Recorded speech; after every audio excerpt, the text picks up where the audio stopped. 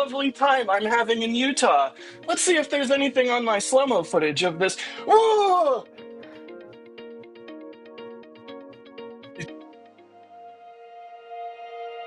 And here we go.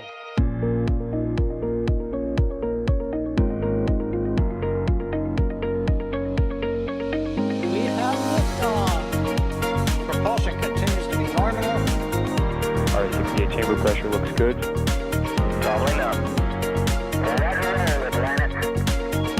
Water towers fly! Yes! Tango down to nominal. Fighting downside speed off. Bring in SPE off. It's orange! R45! Oh my god! Oh my god! Decollage. What do you think? Put that in the big bag, Eagle. 343 unfolds to go. Indeed. We rise together, back to the moon and beyond. This methane would be igniting in the flare, correct? Yikes. You dead? Sure. We don't need any more of these.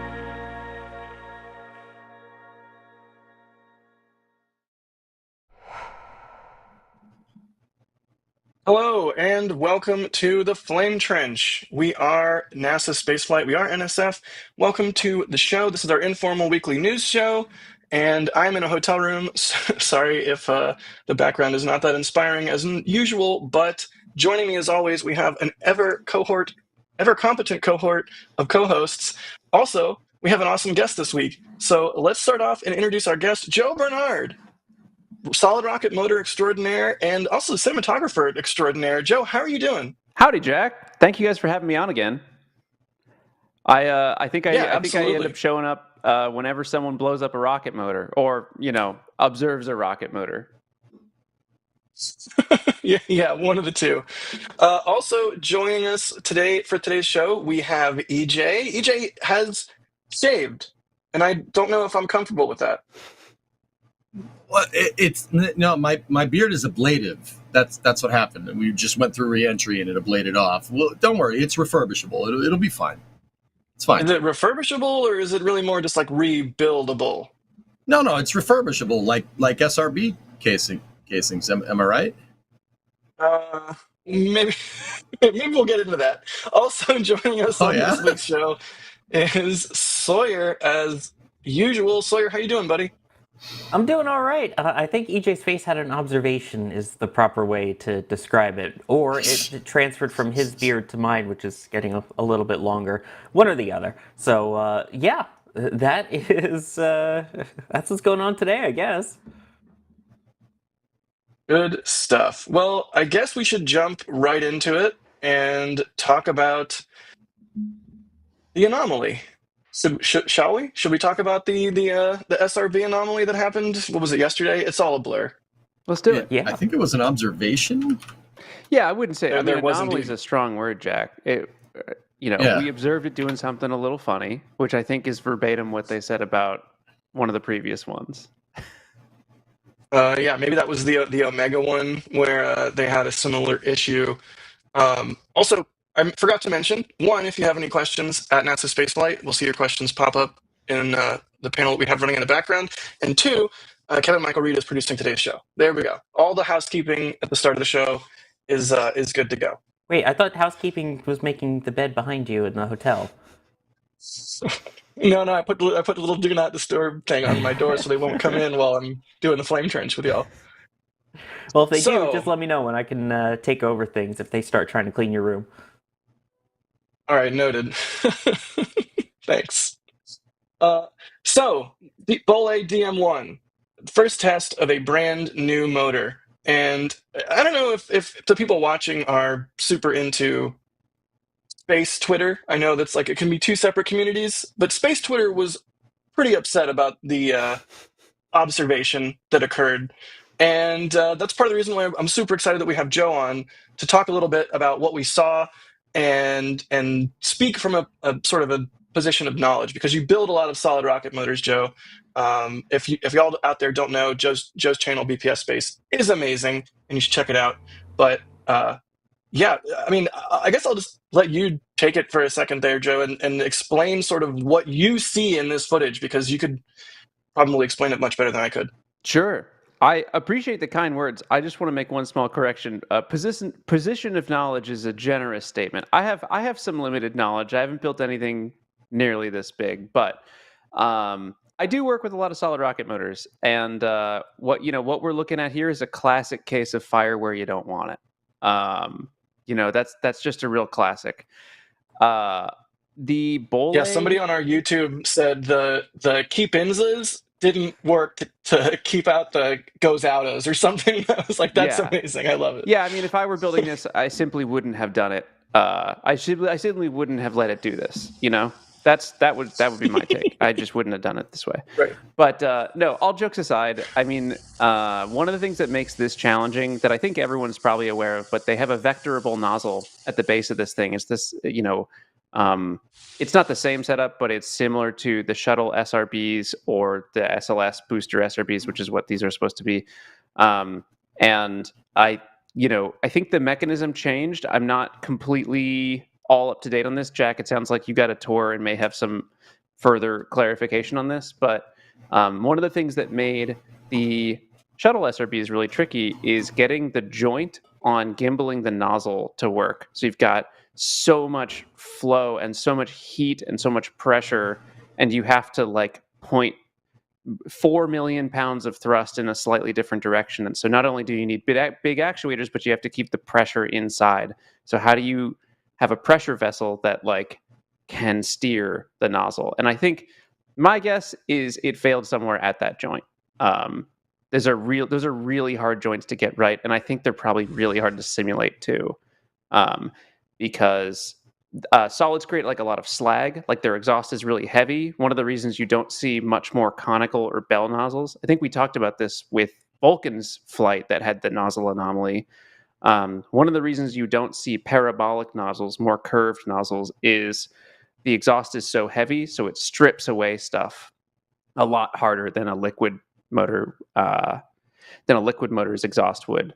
But all of that is to say, I mean, I think it's probably the seal, the movable seal that broke here, as someone who does not know the design at all and is taking a guess based off Jack's footage.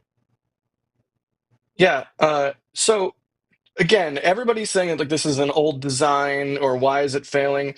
One of the things they showed us on the tour, which unfortunately no photos were allowed, they did have a staff photographer that was taking photos, and they said that they would release those in the next week. I don't know if they still will, thanks to the anomaly.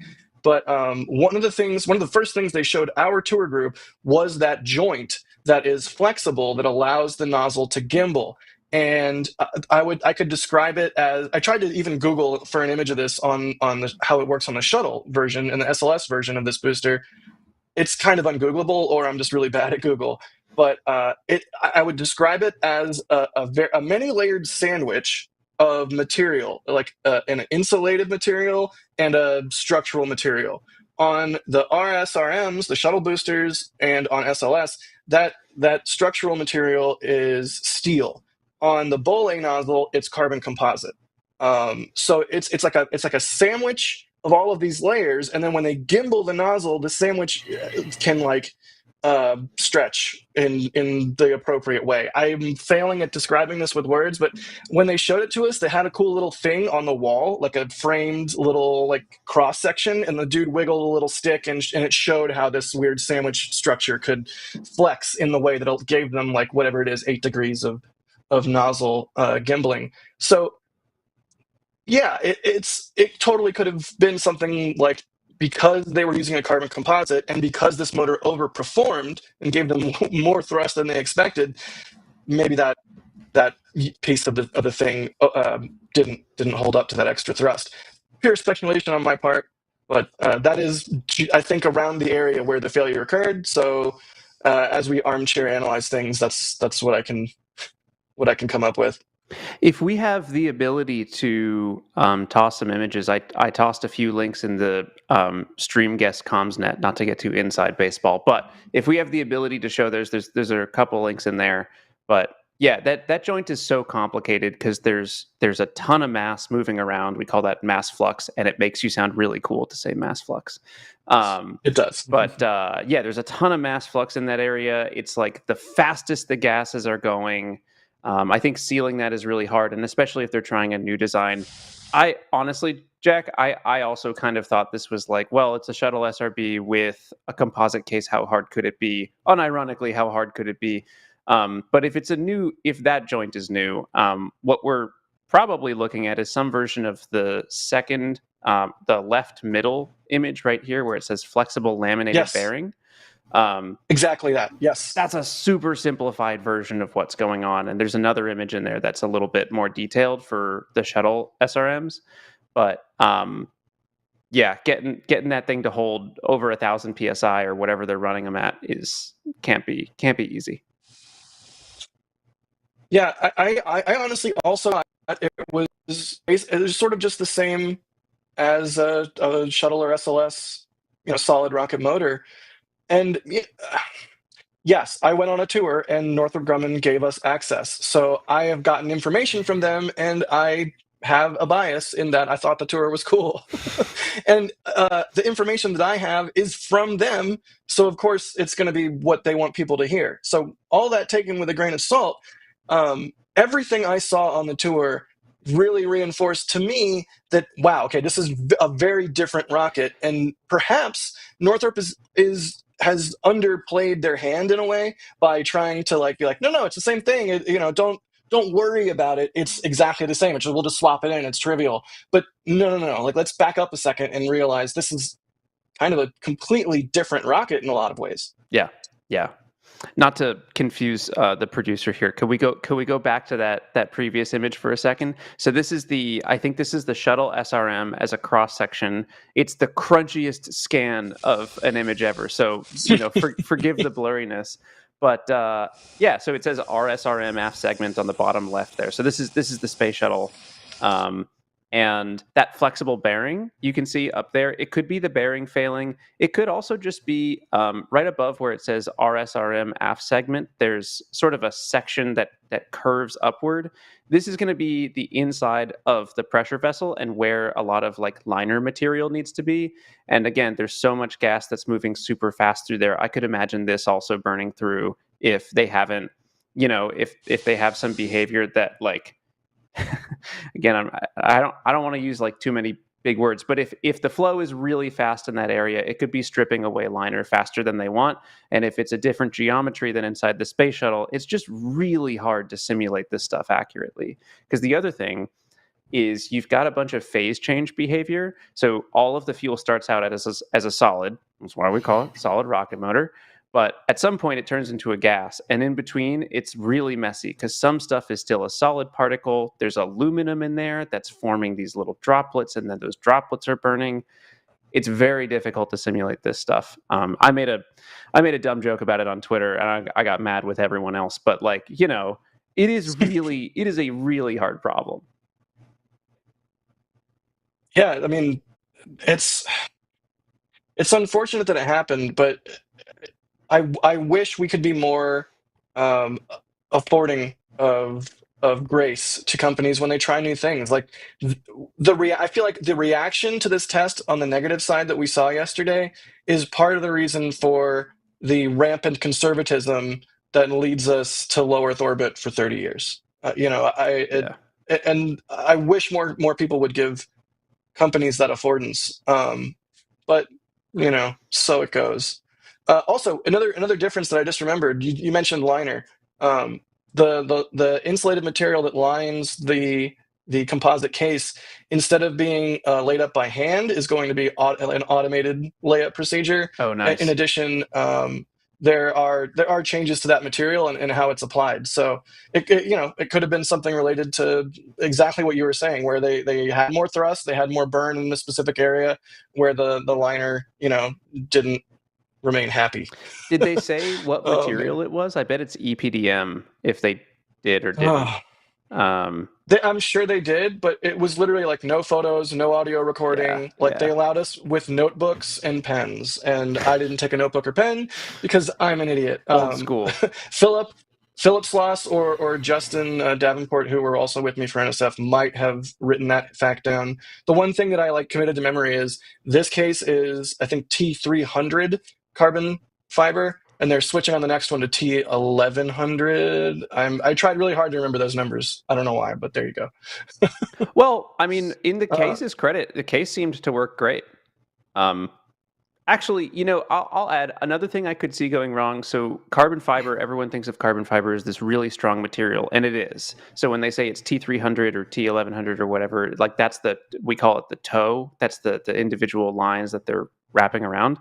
But of course, that doesn't stay there. You need a matrix. You need like a binder between all of these lines. And so that comes in the form of epoxy.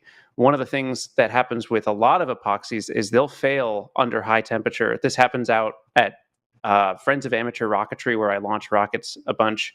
The folks who show up with composite cases do have concerns about, like, if you have a black rocket in the sunlight, it'll get past the temperature where your epoxy isn't effective anymore. And I could also see a scenario where, like, I'm sure they're using the craziest aerospace grade epoxies you could imagine that cost $400,000 a gallon, right? But like, I could see a scenario where it heated up the case to the point where the epoxy matrix that's holding the carbon fiber together let go a little bit. That would also make sense. That's really interesting because so when they do these tests, you probably know this, Joe. Our viewers might not. They will do tests of these boosters, and this is how they've done it for the shuttle and SLS, and this is how they'll do it for BOLE as well, at different temperatures. So this booster was conditioned inside the little room that it normally lives in that can roll away to be, I think it's 60 degrees Fahrenheit. And was intended to be the cold end of the spectrum. I believe they have like a mid-temperature, variant of the test and a high-temperature variant of the test. And initially, this test was slated to go, I think, at 1 p.m. Mountain Time, 1 p.m. local, and then they moved it forward due to weather in order to have appropriate temperatures, because it is the desert and things heat up fast as the day progresses and the sun rises higher in the sky, as I'm sure you know from working out at FAR. Yeah. So, yeah, go ahead. Believe it or not, so I tossed an image of this in the chat here. The Northrop Grumman propulsion products catalog is one of the coolest things you can ever look at. It's publicly available, and if we scroll down on this image, this is just specifically for the GEM 63XL, so that's what's flying on Vulcan. If we keep scrolling down, we see a plot of the expected thrust curve, and if you notice, gosh, they really do not scan these in high resolution, but there are 3 different thrust curves, because these are the thrust curves at different temperatures, different starting temperatures for the motor. Obviously, it gets very hot in there, but 73, 90 degrees, 40 degrees, all Fahrenheit. And the motor burns significantly different depending on the weather. So it totally makes sense that they would want to delay and say, we want to fire at this exact temperature because we have all of the other constraints locked down. So why not lock down the temperature too? Right. So that was the thing, is it was supposed to be at 1 p.m. Mountain, and they moved the test forward to 11 a.m. Mountain Time. But there was delays on the day. I'm not quite sure what they were. Somebody said it might have been paperwork related, or maybe they were just checking all the boxes, dotting the T's, crossing the I's, whatever. And so the test ended up actually happening, I think at 12:30. So it actually did end up happening later in the day. I don't know if that is a factor or could have contributed, but certainly the booster could have heated up more than they wanted it to, given that they actually did want to fire it at 11 and not later in the day like that. Yeah. Now, would they have seen the temperature rise and be like, actually, let's fire a different day? Or would they have just said YOLO and light it if that was a thing? I don't know. I imagine if they saw temperatures they didn't want to see, they wouldn't have fired in the first place. But I don't know. That's really interesting, Joe. I have a question. Do we know did they provide a number on exactly how long they thought it would burn? Oh, yes, they did. I believe 127. 127. Thank you, Sawyer. Yeah, 127 seconds. And did anyone do a little math and see if they got to 127, if they went long or short? 102 is when the failure happened. What'd you say, 102? 102, guys. Yep. 102. So there should be another, 20, 25 seconds or so.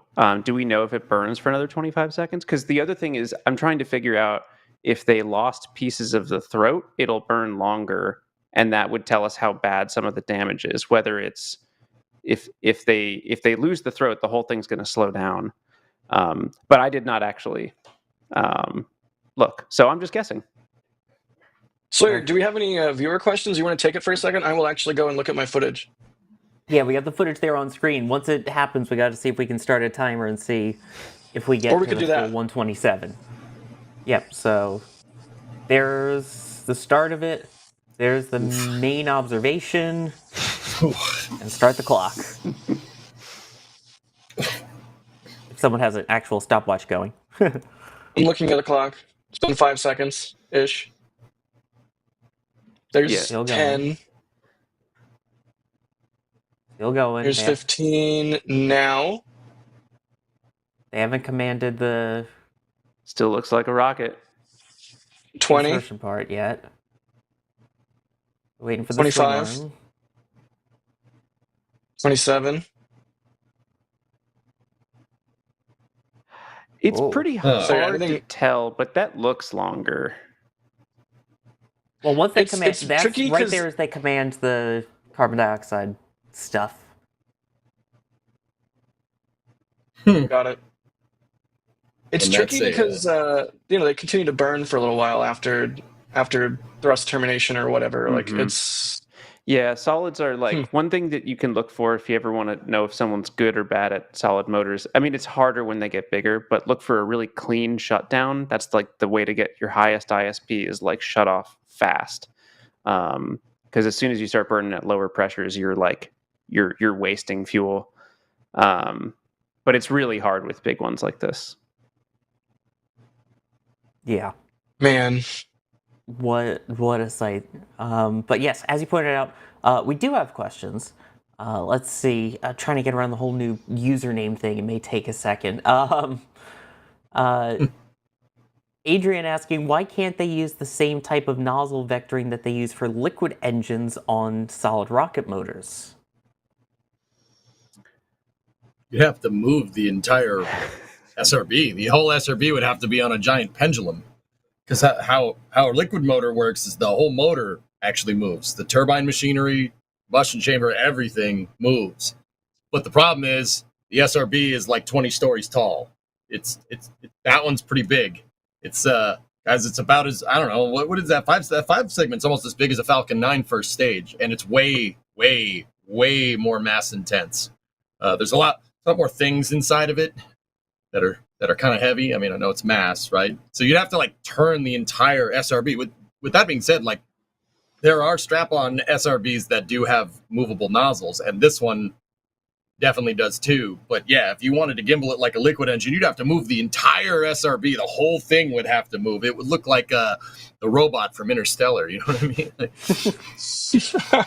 we don't want that. That would be really hard to do. I mean, Joe, could you do it? Like, I mean, don't know. listen, nothing's impossible, but you'd need a really good reason to do it. Yeah. True. That is true. Let's see. J Volts, did the shuttle and SLS SRBs have the gimbals too? And is it the same type of gimbal? I'll add in as well. Different gimbal, but they did gimbal, right? That was one of the improvements to the BOLE booster. If you remember back in the Starship, like Booster 7 era, somewhere in there, it was like, oh, they're switching from hydraulic thrust vector control to electric thrust vector control. Well, guess what? BOLE is the same thing. They're switching from hydraulic thrust vector control to electric. Actually, Sawyer, is it hydraulic or is it like some kind of crazy hydrazine APU thing? I don't actually remember. Yeah, I already see EJ nodding. You got this one. Yeah, it is. It's hydrazine. They're using hydrazine with an APU down there. The whole aft skirt is nitrogen purged. I don't know if it's nitrogen purged in the electric one though. But yes, yeah.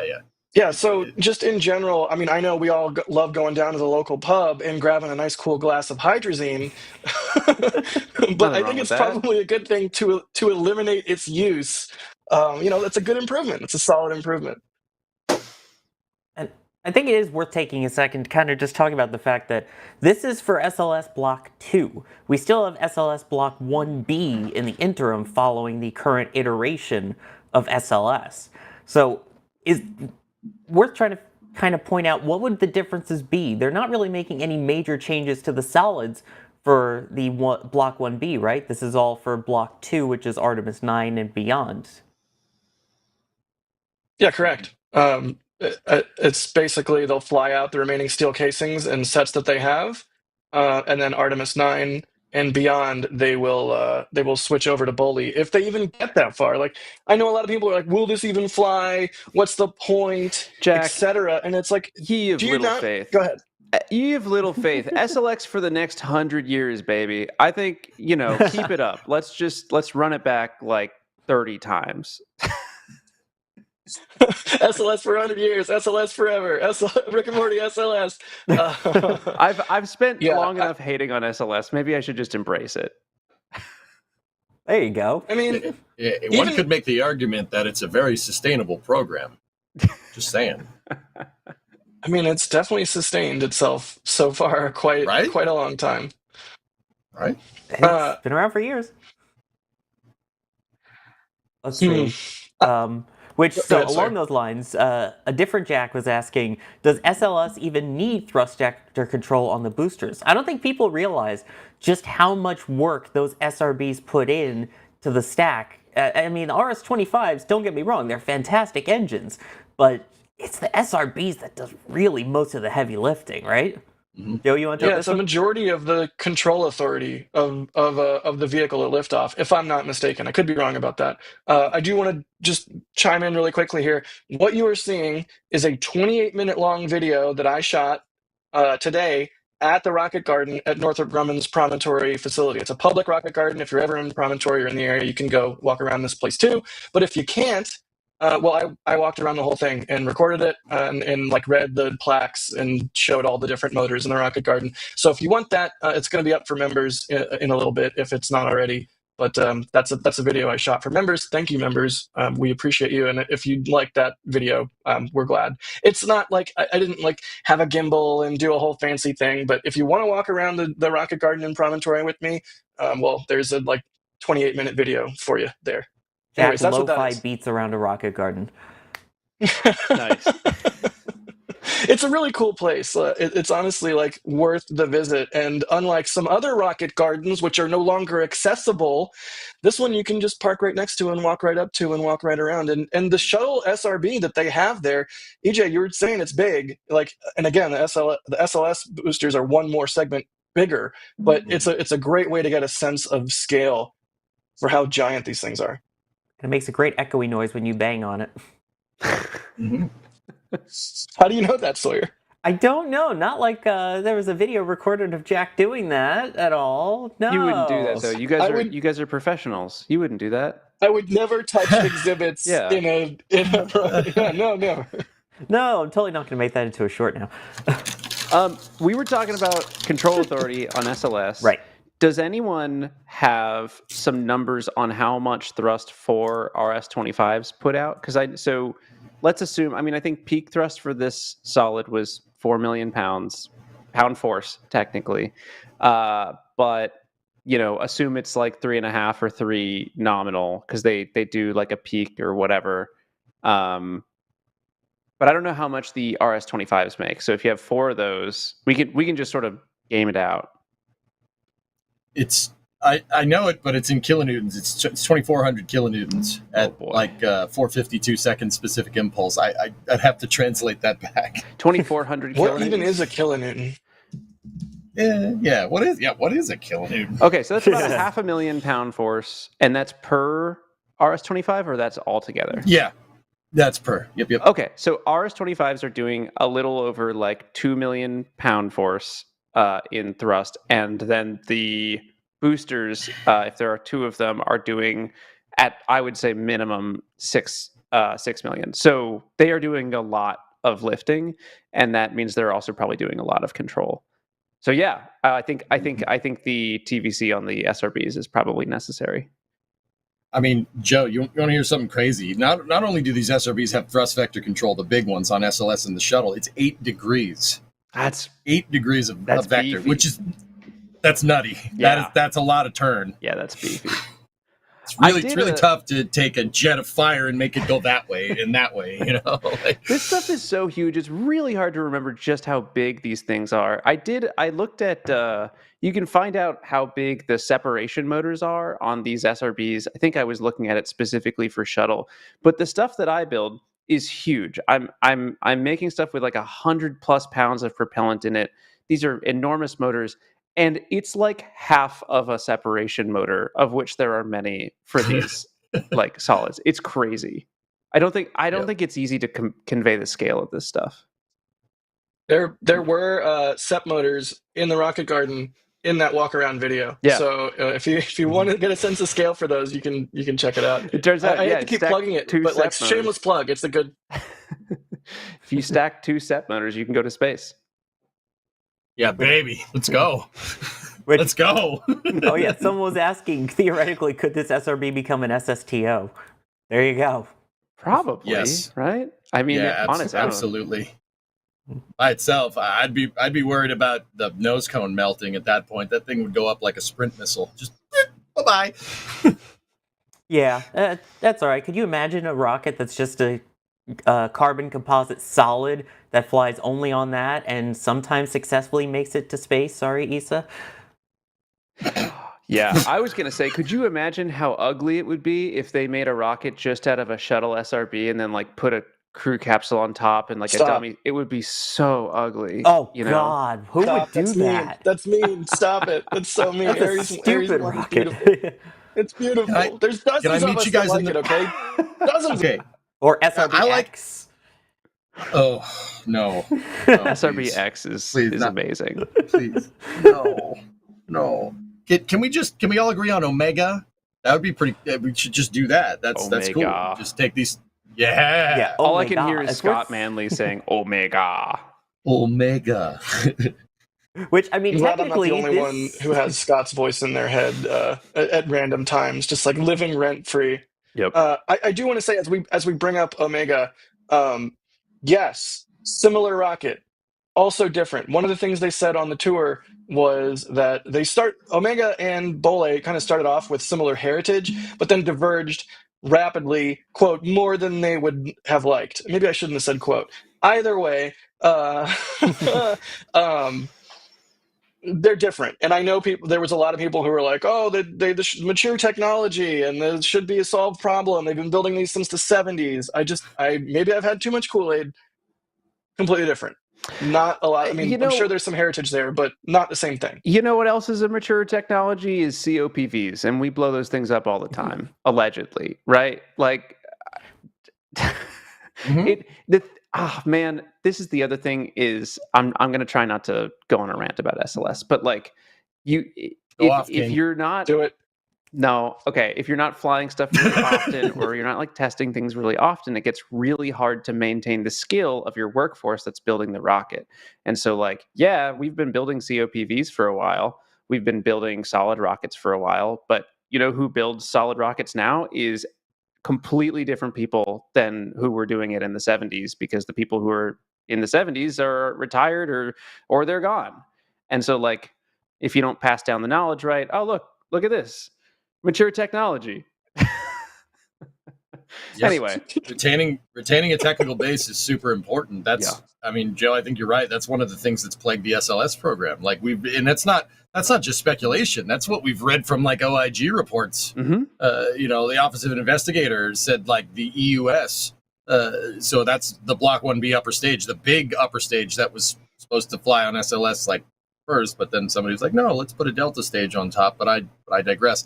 That program is plagued from inexperience because there's nobody around making big upper stages. Yeah, we haven't done that for a long time. Yeah, we can forget how to do things.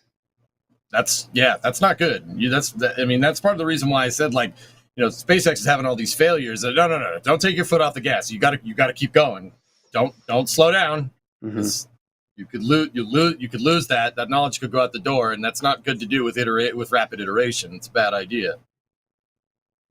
Yeah, man, it's a terrifying thing to think about, especially like right? I don't know if you guys saw Destin's recent video where he's trying to make like the super scrubber, and he goes into the atrophy of American manufacturing and how you like can't get tooling made here. Things like that are far more disturbing to me than a lot of other things I could be terrified about in today's day and age. And it's like I don't know if it just tickles the like post-apocalyptic sci-fi dystopian loving part of my brain, but it's terrifying to imagine all of the things that we've unlearned in a horrible future in which we've unlearned a lot more, and things like our smartphones or the internet or any of the facets of modern technology that we take for granted right now become a thing that we just don't have anymore or don't know how to do. All we know how to do is copy it, not improve it.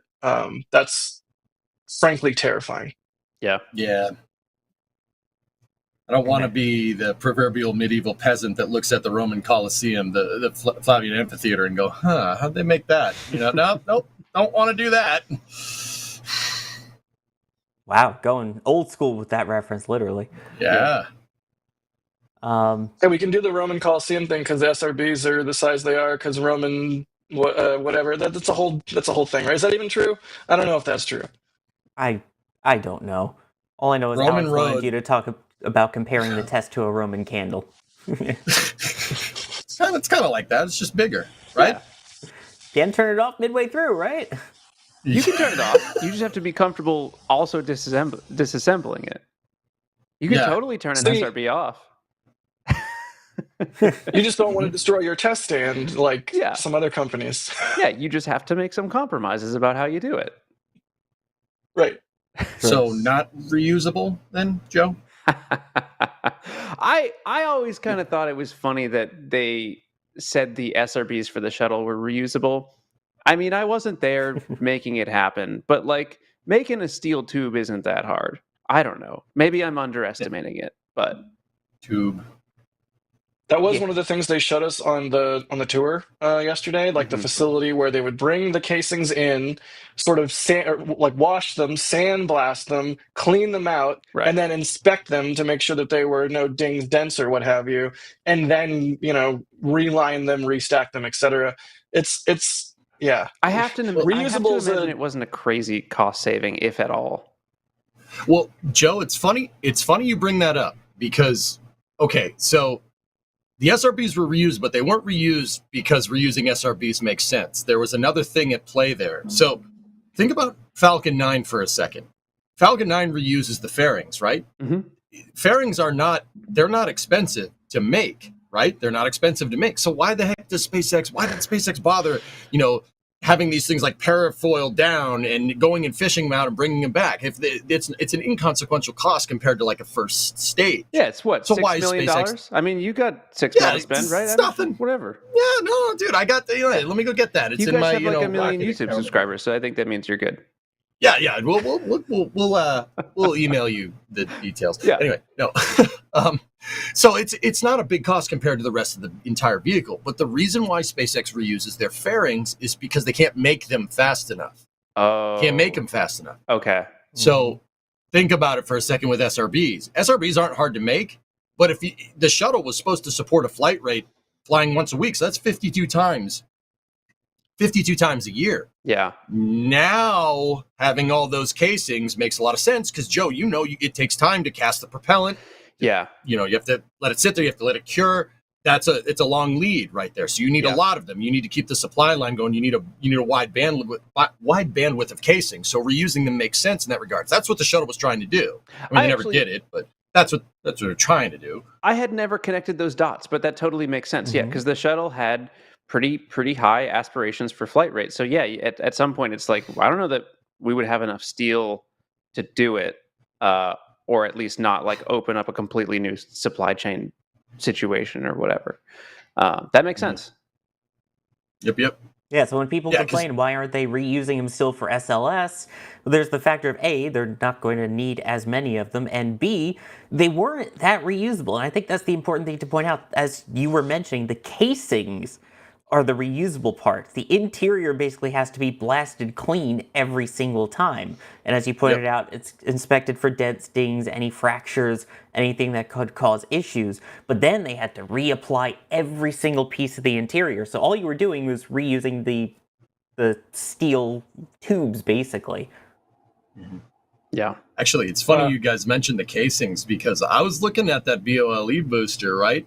And I noticed that they have bonded carbon fiber segments, and at the forward and aft part of each segment, with the exception of the aft segment, which has the throat and the nozzle, they are still using steel rings and a steel clevis with the 3 O-ring design from the late 80s to connect these segments together, which is interesting. I mean, Joe, I don't know, can you speak to binding carbon fiber to steel, like, and not having it pop? Like, that's pretty impressive if my understanding of material science is right. This okay, I'm going to armchair engineer really hard, but like this feels like the wrong way to solve the problem. You should just make the motors in Florida. I know there's politics, there's all sorts of other stuff involved. Yeah, oh my God. But man, if you're going to be a bear, be a grizzly. If you're going to make a carbon fiber case, go all the way. Make the whole case. Yeah. I didn't realize that they were doing the field join segments again. There's no factory surprising. joints, but there are still field joints on the carbon composite case. Huh. Yeah, the segments. I mean, look, if you look at that shot of the booster right here that's on the street, you see the white stripes on it going up the side. Yeah, they're still using the steel 3 O-ring clevis that Morton Thiokol engineered in the late 1980s, and that's bonded to a carbon fiber cylinder. Okay. What I will say is one of the things they showed us is the insulated material around those joints has a new, it's almost like a void and a finger. And when the booster ignites, the pressure goes into that void and pushes the finger of insulated material against the seal. So it seals the insulation before it even gets to the joint. And they're saying they don't even see burn all the way through, like even, all the way through that insulated finger over the joint. So they're not even getting close to the third O-ring, let alone the second or the first. I thought that little insulated finger thing was really cool when they showed it to us. Yeah, it's a great design, to be honest with you. Really good. Insulated finger. Bonding steel to carbon fiber. It was something like this. I can't draw good, but it was something like that. And when this piece pushes up against that other piece. I'm in a hotel. Jack, there's a pen and paper right here. I'm sorry. I have some animation for a video coming up. Are you available for hire? Dude, I got you. Yeah, I mean, bonding for carbon fiber, the problem with carbon fiber that I think you guys are all familiar with, but like stress concentrations are really bad for composites, right? And so the best way to do it, I think in this case, is I'm sure they're pinning it through the carbon fiber. And the only way to solve that problem is you just pin it with like 100 billion pins and say, we're spreading the load out enough. It should be fine. I don't know. That really frustrates me that it's not one huge case. Yeah. I hadn't thought about that, but you're right. It would be really logical, perhaps not politically feasible, but logical. Make one monolithic case, pour it right where you're going to launch it from, eliminates the transportation problem and the need to segment it. But I mean, Northrop has Promontory. Like they have this whole huge facility. They bought ATK. Like they did that enormous solid, the AJ something 60 whatever 260. What'd you say? Was it the AJ 260? I think so. Yeah. And I recently did like a Google Maps deep dive where I just like looked at the whole facility, and it's in Florida. Like we have. I think the site is probably pretty bad in shape right now, but like, we know that we can make solids in Florida. I just think that we're not living in the ideal world to solve all the problems. I mean, fellas, there's another thing to consider here. I'm pretty sure like a 5-segment SRB fully fueled, even if you made it like one big piece, I'm pretty sure that'd be like 250 tons. That would not be something that would be easy to move around. Yeah, just put it. No matter where you manufacture it, that's why they're segmented in the first place. Like one of those segments is really, really heavy. That's fair. Yeah. What, issues with SLS and mass? No, never. Hey, as long as they don't forget to measure the weight of the wires or whatever, I'm fine with it. Yeah. I want to take a second and and mention, Joe, that your space shot that you've been working on, I'm so appreciative of all the content you've been putting out for that, because going into the tour and going into this test, this isn't my first time at Promontory. Like, I've been there before for the FSB test. I, in theory, know about rockets, right? Like, I've been a nerd about rockets my entire life.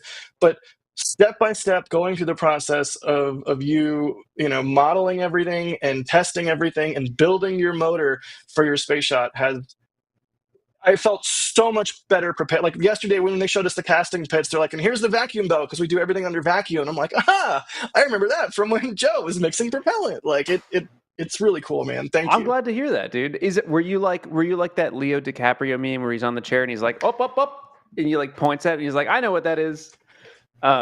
Yes. Yeah. That was me all day. I love that. I mean, I do that. Northrop has a video of them making the GEM 63s or 63 XL, and they I do that the whole video. I'm like frame by frame, like, okay, I think I know what they're doing here, or like, why are they using this tool? Blah blah blah. Man, that's there's some good and bad static fires in here. Yeah, this is some footage from Joe. Like the slow motion and the macro shots and the process time lapse. Like, dude, I've said this to you before on stream. I will never not say it to you.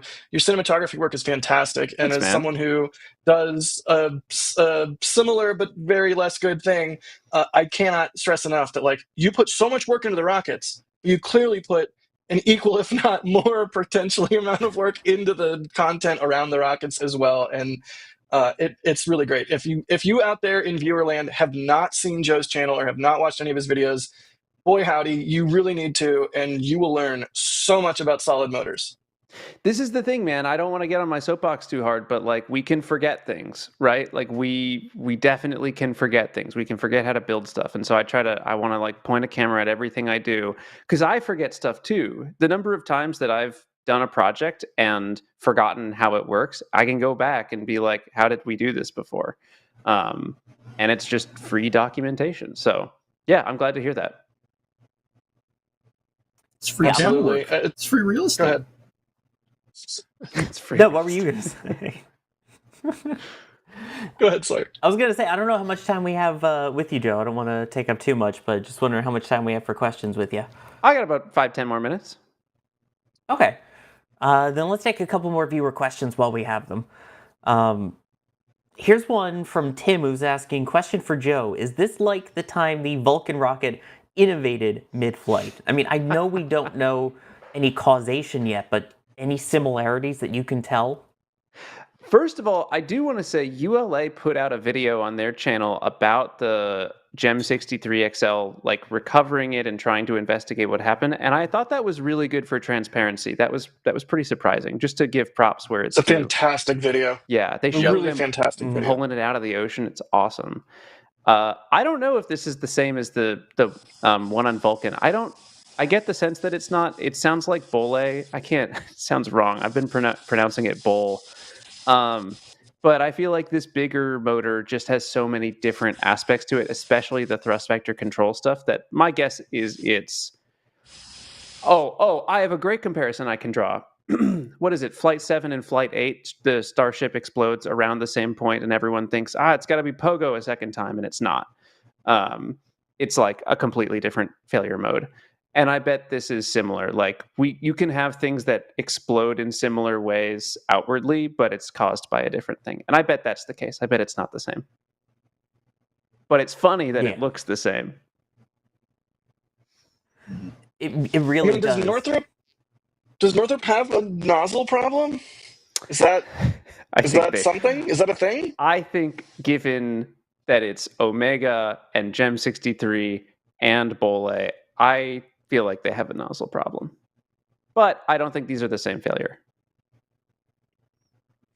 Nozzles are hard. And just to be clear, we're all speculating, right? It could be something completely different, but yeah. Do you think that Joe or anybody, do you guys think that it might have to do with like them trying to change the materials of these boosters? Like, we got carbon composite parts, you have aluminum parts instead of steel in certain areas, like with the graphite epoxy motor, Joe. I believe you said there's like a piece around the throat for heating purposes. I with the GEM 63XL.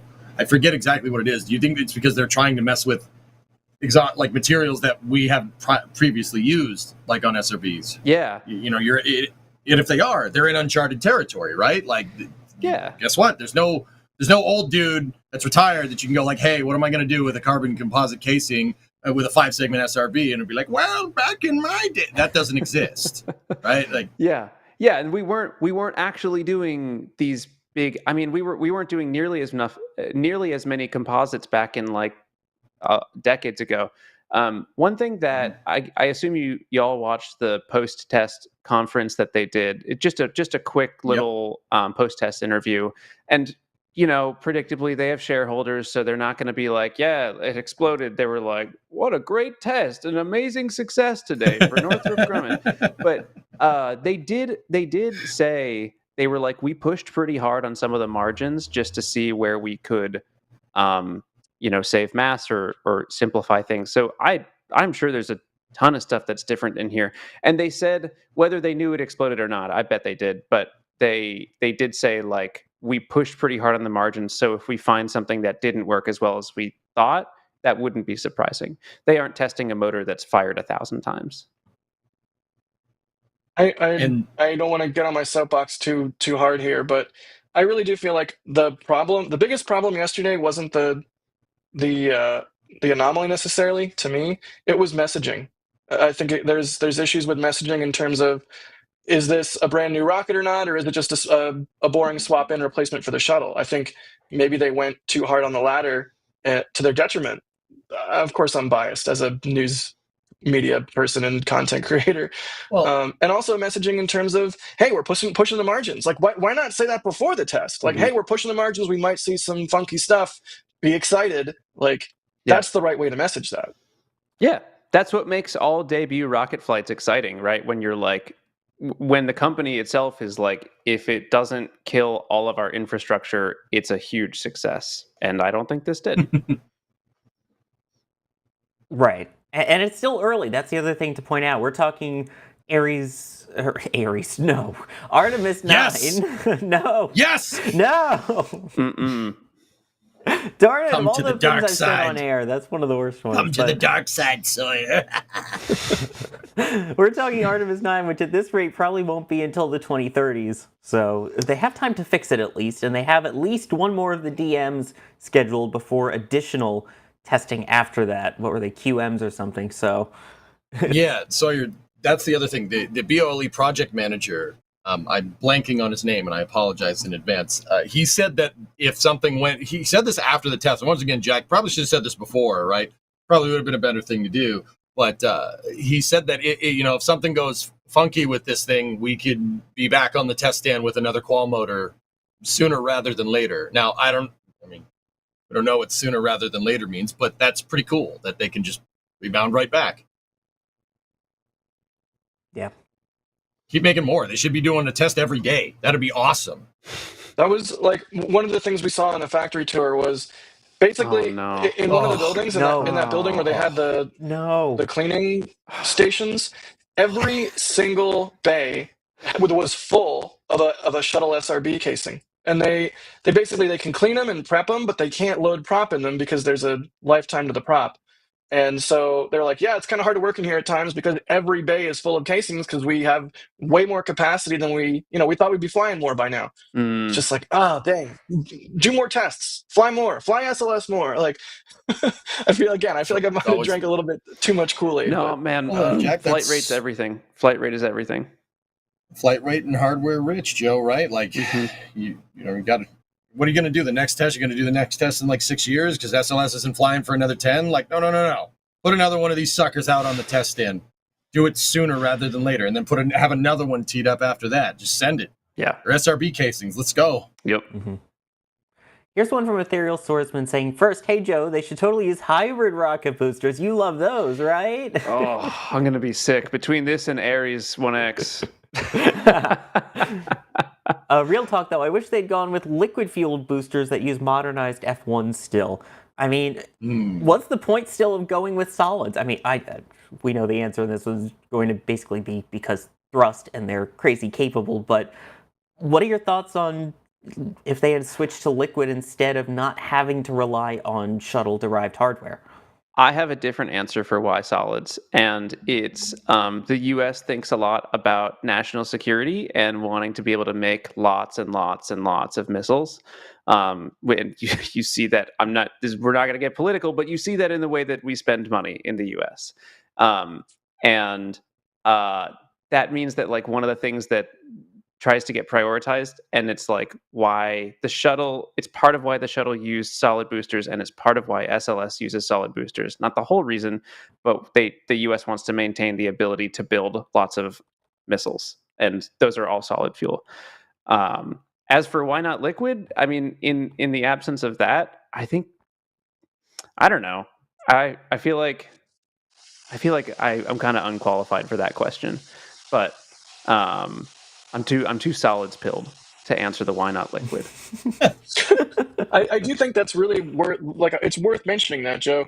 When we talk about, sometimes SLS being a jobs program or things like that, like part of the whole calculus of all of this and all of the trade-offs, as with rockets, there's so many, and the reason this capability has been maintained for so long is because all of the Minuteman rockets, all of their solid boosters and whatnot were manufactured, I think, in Bacchus here in Utah, at one of Northrop's facilities. And you have to keep that manufacturing base going because, as we were talking about a few minutes ago, that loss of knowledge and that brain drain is a real thing organizationally. So, to keep it going, even if it's costly or doesn't make the most sense in some of the other areas of trade-offs, that is something that is important to the U.S. from a national security perspective. And I think it's worth mentioning, Northrop Grumman does have the contract with the government to build the next generation of ICBM. And I have to wonder if that's part of what played into the no photos and no audio recording, etc., on the tour, because we did walk through a massive hallway where they were building a whole bunch of different nozzles and a whole bunch of different rocket parts that were not for BOLE or shuttle RSRMs. Yeah. And they did not want to talk about what those were. Yeah. So, that's a thing. Yeah, it's good to be Northrop Grumman with $100 billion contract to build a bunch of missiles. Good day to be Northrop. I love Gorbillion.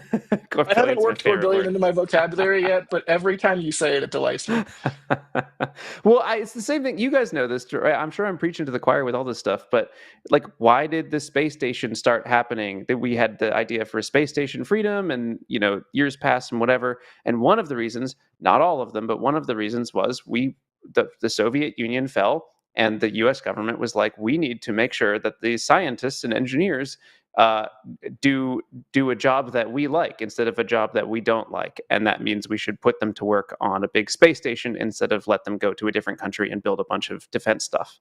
I'm so simplifying a ton of stuff, but it's one of the reasons that the space station gets made at all. And so there are a lot of these decisions for like why rocket architectures look like that. Like EJ, I bet you could talk for 1,000 hours about why the space shuttle ends up as a space plane and not something different. A lot of it is political, right? Yep. Sawyer too. Yeah, we could go on about this for a long time. Like the shuttle's payload bay being 15 by 45, and that just conveniently is the size of Earth observation satellite. Yeah, totally. Yeah, Hubble fit in there perfect. Nothing to worry about. No, it's good. Everything's fine. Nope. Yeah, it's a good thing Hubble fit exactly perfectly in there, and that was its only purpose, was originally for observing the universe, not Earth. So yeah. Yep. Yeah. All the other satellites are wrong. This is the best. Thank you so much for being on, Joe. Thank you guys for having me. So we let you go at this point. I think we've abused enough of your time, your valuable time. No, this was fun. Thank you guys for having me on. I like talking about solids, and I wish they didn't blow up so often, but it is really pretty when they do. Yeah, you're not wrong. Yeah. Yep. Everybody go watch Joe's channel. He is working on a motor for a space shot, and he just did a static fire. So, go watch it. Is that video out yet, Joe? No, it's coming out soon. I filmed the whole thing. You were talking about cinematography. cinema photography earlier, as they say. And filmed it in 4K and 1,000,000 frames per second. Also, shout out to Tim Dodd for loaning me a bunch of cameras. But bunch of cool videos coming soon. Tim's the GOAT. Joe has a Patreon too, so if you don't want to wait, I think there's some of that content up there already for patrons for him as well. Joe, thanks again, man. Thanks, guys. Thanks for having me on. All right. That was awesome. Honestly, I had no idea about Joe's channel until he came on. I think it may have been for the Vulcan one, and I've kind of binged his channel since, and I absolutely love it. So that is so cool. Super bingeable. Joe's videos make me hungry because he launched steak into space. He cooked it. Meat rocket. Well, mostly cooked it. Kind of. It was edible-ish. It's called high stakes, Jack. Jeez. So good. Yeah. I won't reveal exactly how well it went because you'll have to watch it. But anyway, let me now get through the support that we've been getting because I know it's backed up for a bit and try and continue to navigate YouTube's new naming system. Space Pope, as always, blessing this observation trench. We thank you, oh mighty Space Pope, for that. Oron Quake, thank you for becoming a Padrat member. Phil Johnston, thank you for gifting a Red Team membership. Mighty Don, thank you for gifting 10 Red Team memberships. Very much appreciated. Mr. Fluffies saying this flame trench anomaly brought to you by Jacko Bell. Nice. Oh man. You could say it was a Baja blast of a test. Oh, EJ, what's that look for? Come on, that was good. You got to give him props on that one. Just because I like Baja Blast, sure. Why not? He's so mad about it. Oh my god. Yeah. A case of retobservation. No, I have no idea. I haven't eaten Taco Bell in 15 years. Obserito. It'd be an obserito. That's it. I handed my pun tokens. I quit. Jack wins. Ow. Oh god, that's gonna be clipped out of context now, isn't it? It's the internet, man. We could say something normal like I'm eating a sandwich and someone would be like, it's like, I bet Space Pope makes a song out of that now. No, I know I'm eating a sandwich. I'm eating like Space Pope's gonna do it. I thought they were gonna take the Jack wins thing and put it next to a bagel comment, so that was my worry. Also good. This person who says "say my name," their name is William Foss. YouTube stinks. Astro Ellie, thank you for the super chat, and Michael Coviello saying thank you NSF, great content today, and always nice to see Joey B on the Flame Trench. Always nice to have him on. And Jack and whoever this weird beardless guy is. hi. My name's Jeff. He's the middle box is sus. Anyway, why did I say that on the internet? You did it again. You did the thing again. Again. Then again, I've also sung things on the internet, so yeah. Let's not talk about that though. Let's move on to the next topic. Oh, what do you mean, Kevin? You have something to play, Kevin? Kevin. Hi, Kevin. You have. Hi, Kevin. Why is there another goal? I used to get paid to sing. Just saying. Don't make me go eating guacamole. No, I will. Eating guacamole. I will. Go. Gabby. You're welcome. Anyway, I even got the rhymes in there. Okay. Thank you so much, Jay. Hooray.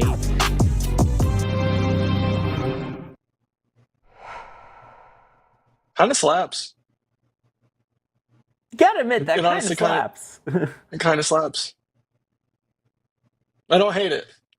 No, everyone hated when people put in towards the goal for me to sing.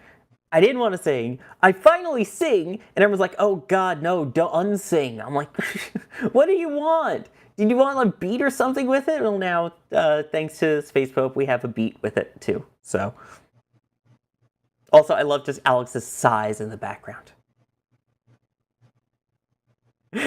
And Chris Bergen, NSF official, saying, "When I started NSF in 2005, I always dreamed this would be the end goal." So, glad we made dreams come true here, folks, today, because that totally wasn't sarcastic in any way, shape, or form. I guess we should move on now, because I'm getting off. No, it's fine. Keep digging. I mean, we should segue.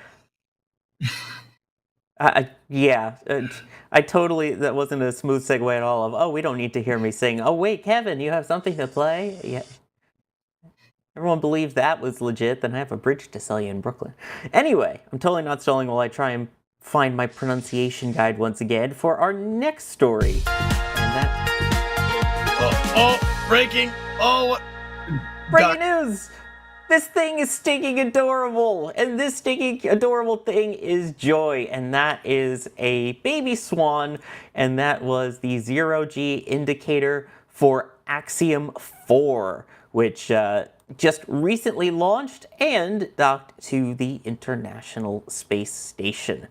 So, finally, this mission had been long delayed. The original plan was earlier in the month, and then there was an issue with locks. There was a slight leak with in the engine area on the booster, so they said, you know what, let's stand down a day. And in that day, NASA decided to say, hey, yeah, ISS is kind of leaking a little more than we thought, so it's probably not a great idea to send even more people up, using up more of the life support systems, to breathing more of our air that's already kind of leaking. So, yeah, they said, you know what? All right, we'll hold off. And hold off they did. And hold off. And hold off.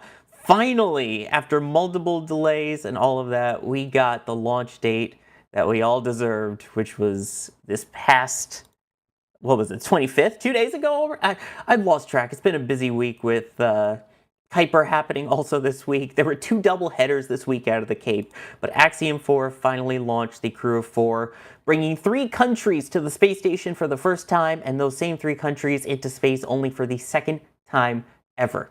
Commanded, of course, by the all-time leading astronaut at NASA, or in the United States, she's not at NASA anymore, Peggy Whitson, who was just recently inducted into the U.S. Astronaut Hall of Fame. She now has 677 or 78 days and counting. It was 675 at liftoff. That was then joined by the pilot Shubhanshu Shukla from India and ISRO. We had, oh boy, here we go again, Sławomir Uznański-Wiśniewski. We had a lot of discussions before we went live with the correct pronunciation on that one. That's pretty good, Sawyer. That's thank pretty you. good, man. Thank you. Pretty good. We practiced. From Poland as part of the ESA partnership program as well. And then Tibor Kapu, who was with the Hungarian space program, trying to get their first person into space, into the space station, and second into space. These countries have not been into space since 1978, 1980, and 1984. The big one, of course, being that this is going to be a huge science mission and that this would have the most science ever launched on any Axiom mission. They launched with 60 different experiments from 31 different countries on board. So besides the ones that are already on board, there was also Brazil, UAE, Nigeria, I believe, was on there. There's some cool ones about regrowing muscles. There was an eye insert to see if there's a chemical that can actually help maintain eye shape while you're in space, because in case you didn't know, your eyeball in space goes flat and it causes vision problems. So this is a way to see if they can kind of keep the shape of the eyeball. Now, the one that the astronauts will be testing doesn't have the actual material on it, but they'll be testing it over the course of 5 days. There is one that they won't be wearing that has the active material in it that they're testing to see how it behaves in space. One's to see how wearables work in space, one to see how computer monitors change, one to see how voice recognition can be used because your voice changes the longer you're in space, so to see if it can still identify your voice. One of the big ones that you may have heard about is insulin. They're testing to see if someone who is diabetic and needs insulin can actually fly into space, and to see how that monitoring would work.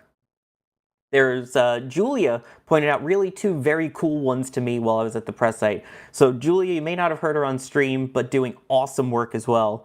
Apparently, they're also bringing the first bottle of champagne into space. Somehow they came up with a mechanism to control the bubbles and everything, so that you can open a champagne bottle and not have things go all over the place. And the other one is more regionalized space food. So, since this was Poland's first time to the ISS, ESA has these Astro Pierogies. This is one of the type of ones that they sent up to the ISS with the crew.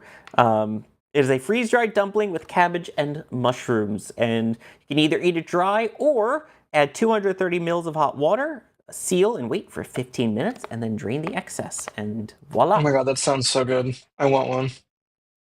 There was only one left, but it's in here. The little pierogi is in here. The question is, I guess, do I save it? Do I eat it as a members thing? I don't know. Eat it as a members thing. Eat it as a members thing. Members, what do you think? Now.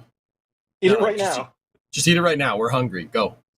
Do it. I'm actually really hungry, and I don't want to peer pressure you into opening some space memorabilia that you don't want to open. So don't feel like you have to do it. But also, I wish with all my heart that you would eat it right now live on air. That would be amazing. That would be really good content. I have until May 2026. That's the best before date. So nice. Just make sure you eat it before then. I went on a tour of NASA Armstrong, formerly NASA Dryden, at Edwards Air Force Base as part of the Moon to Mars event for Artemis, like way back, I think in like 2019, before Artemis 1. And they showed us like the U2 pilots suit up area and the U2 pilots tube food, which is a thing because they have to have a similar thing to astronauts where they have like a hole in their helmet and they can like stick a tube in there and the food is all like a toothpaste tube. They squeeze the food in their mouth. Because we were the last tour of the day, they offered to give us the tube food that they had been using to demonstrate to all of the previous tours. So they gave me a key lime pie with caffeine in it, tube food, and I kept it in my house on my shelf for like 6 months or like a year, thinking like, oh, I'm gonna somehow remove the key lime pie with caffeine stuff and replace it with like resin, so I have like this perfect little display item. Turns out it leaked all over my shelf, and that shelf got ruined by key lime pie with caffeine tune food. That's what I do. That. Don't be like me. Well, this is freeze dried, so I think we're okay on that part. That was, I would say, that's not your most graceful moment, Jack. What is graceful, literally, is what's on your screen right there: the brand new Dragon capsule named Grace. There was some mixed reactions to it. I know some people are like, well, it strays from the traditional. You've got endurance, resilience, endeavor. Which one am I forgetting? Freedom. Freedom. Yeah. Can't forget about freedom, man. And grace. And yeah. What are the thoughts? I want to know your guys' thoughts on the name, and then we'll take some questions about all the Axiom 4 stuff. I don't know. I don't know about you, Jack. I mean, I don't mind. You can call the spacecraft whatever you want. And Grace is certainly a fine name for a spacecraft. I guess like it doesn't like jive with the rest of the names. Like, so like I don't know. I'm kind of indifferent. Like I'm like, all right. You could have named it it definitely resonates with resilience to me. Like it's super awesome super capsule or something. Like I'd be like okay, what? Wait, what? I feel like it matches. I mean, what? Yeah, like resilience, dude. It's like a quality in humans that is admirable, or like one of the best qualities of humanity. Resilience. And grace is something that I feel like we've lost a lot of, and perhaps in that same vein is an apt name for a spacecraft of which there are others named for admirable human qualities. Yeah, all right. That makes sense. Like I said, I don't hate it. I was just kind of indifferent. But Jack, that's a good point. All right, I I'm coming understand, around. like, we all want it to be named, like, Cool Ship 7, or, like, whatever we're naming stuff in Kerbal. Like, I'm, like, Crappy 1, Crappy 1B, Crappy Full Size. Like, all of my rockets in Kerbal are terrible names. But, like, I get, we want it to be a cool name, like Butt Kicker 7 or something. But, Grace, I think, is really cool and appropriate. But you're allowed to feel however you feel. Like I said, guys, I'm not hating. It's just, I don't know. Yeah, all right. It was activating my almonds up there. I'm like, it's like resilience, endeavor, freedom, that Grace. Maybe because it's one syllable? I don't know. Like, it's just, I don't know. It's like the Jeb of spacecraft names. Yeah. Exclamation point. Grace. Grace. Yeah, I don't know, man. Like, that's cool. It's a cool name. I don't know. You can call it Bananarama, and I'd be like, all right, sweet. It's fine. But yeah, I'm not That'll hating be the name of the next Starship. Bananarama. Let's go. It's bananas. Bananas for scale, yes. Bananaramas for scale. Mm-hmm. It's a diorama that's a banana as well. It's a mat with different conclusions that you can jump to. Bananarama? Yeah. It's a rocket you can launch bananas with. That is People the who haven't worst seen idea. Office Space are like, what's going on? Call it Bob. Yeah. Yeah, I don't know. Yeah, I mean, it's a unique name choice. I will give it that. It is very different from the others. I'm trying to see chat's reaction right now. There's a lot of people that actually do like it. I definitely see some people where it's, not great, but, people, it's more of a human name, I think, is the weirdest thing. It's kind of like, it's something you would actually name a person.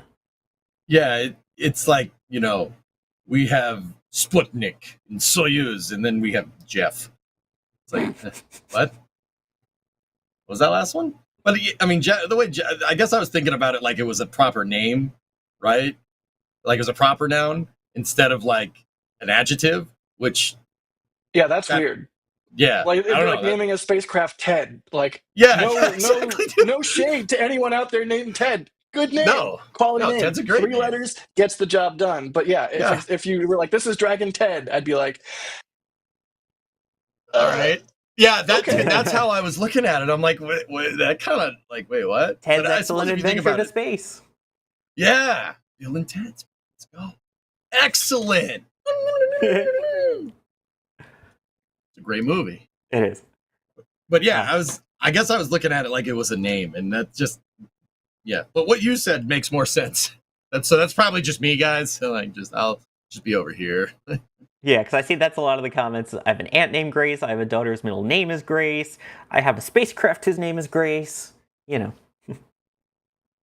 Anyway, I will gracefully transition because apparently we have a question from an @ILoveShip26_heart. I guess that's Kevin Michael Reed now. Yeah, I was gonna say, nice try, Kevin. You actually stole my word. I was going to use the word graceful to transition to my question, but you used it. So now I don't have anything. No, actually, you know what was really graceful? The Nebula. And I have a question about the Nebula. Oh, that's so good. Why do we only see these on crew launches? Well, it's not only on crew launches. It's the only ones that I've seen have been on crew launches. It has to do with RTLS, and I'm sure the northeast trajectory kind of also lines it up better for where our cameras are, because instead of it being more directly overhead for going east or the other direction for southeast, this one goes towards the northeast. So just the way that it has to do the boost back to then go south again, it kind of comes right at the camera when you're looking at it through that, because it has to go from northeast back to southeast. So it kind of has to do a turn directly at you. So it just makes the angle that much better for when the plume interacts, in my opinion. But that is only on an RTLS mission. At night is when you see it with all the colors. So that's why it happens, by the way. So that actually that answers my question then, because the I've seen a few Falcon 9 launches now. The last one that I remember with the Nebula was, what was it, Crew 7? And I actually have one of your Nebula photos that we never released, but I got a print of it. I'm the only one in the world to have that print. And I remember, like, the Nebula was beautiful that night. And it was a crew launch. But then I think of the other Falcon 9 launches that I've seen, and I don't remember seeing a Nebula. So it's an RTLS that causes the Nebula to look like this in photographs. Yeah. Interesting. There is some other things at play here. Sorry. I'm just going to jump in real quick. There's other things at play. The trajectories that fly people are a little bit different than like a Starlink trajectory. You want to make sure that you don't liquefy people inside.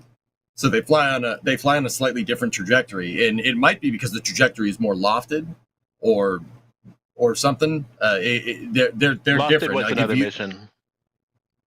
What? Oh, jeez. No, not you two, man. Jeez. All right, never mind. Sorry. Go.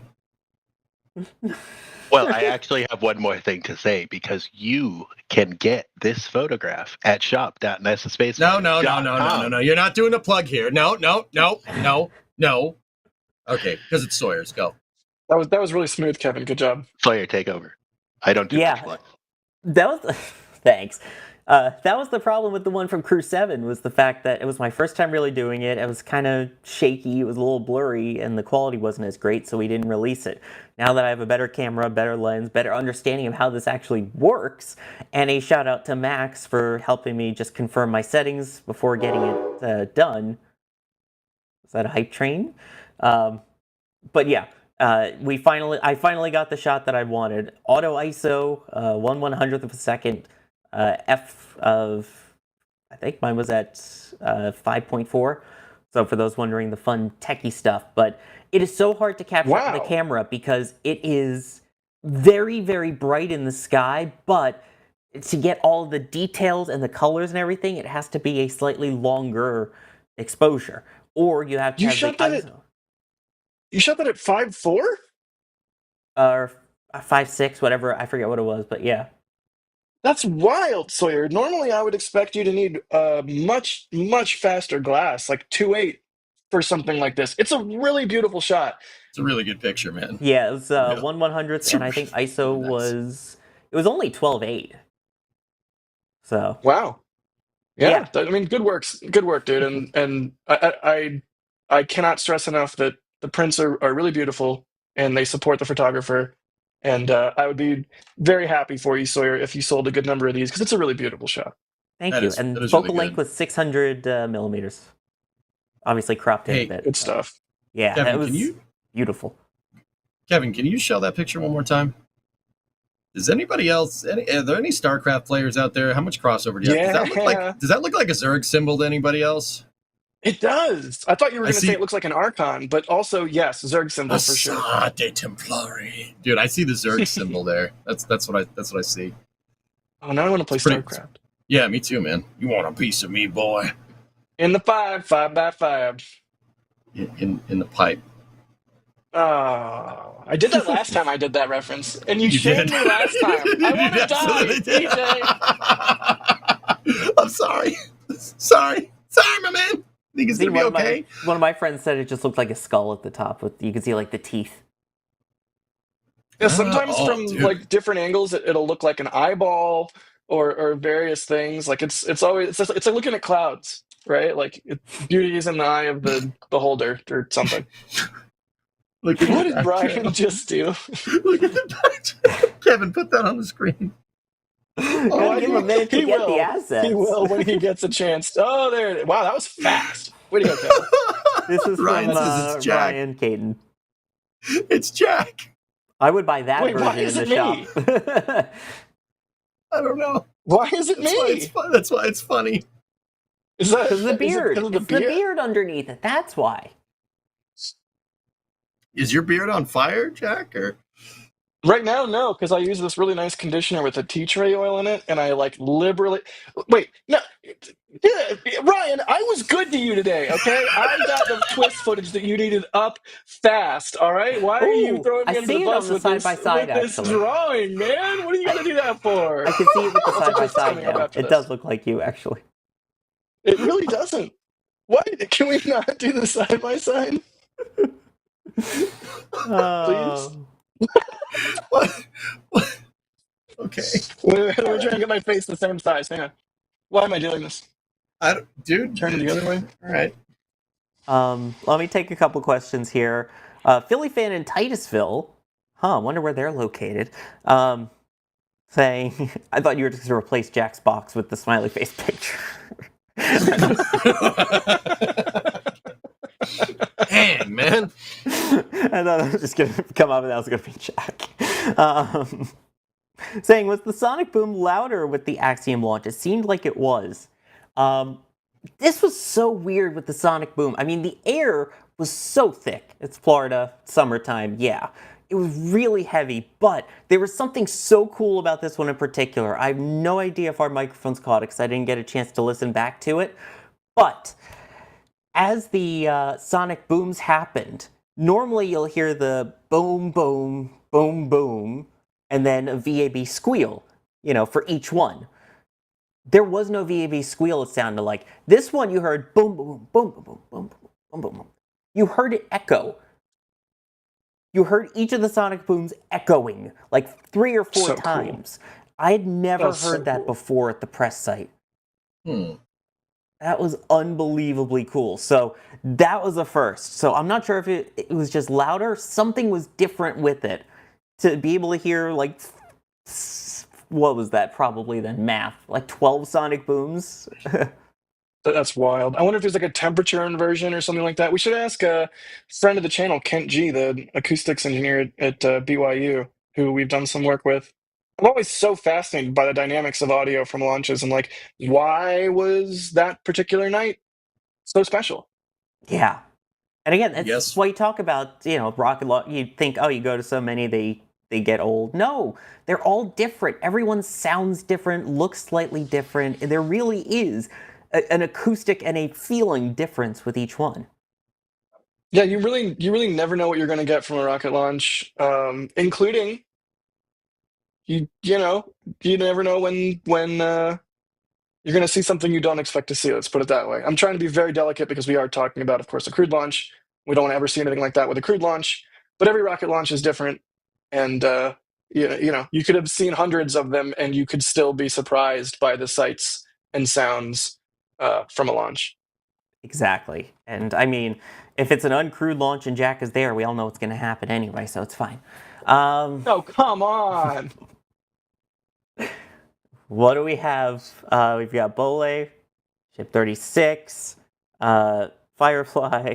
What else were you at? Minotaur. There's Minotaur. the very first Minotaur I ever shot remotes for. I think I had an issue with the fairing sep. It was like a Halloween launch.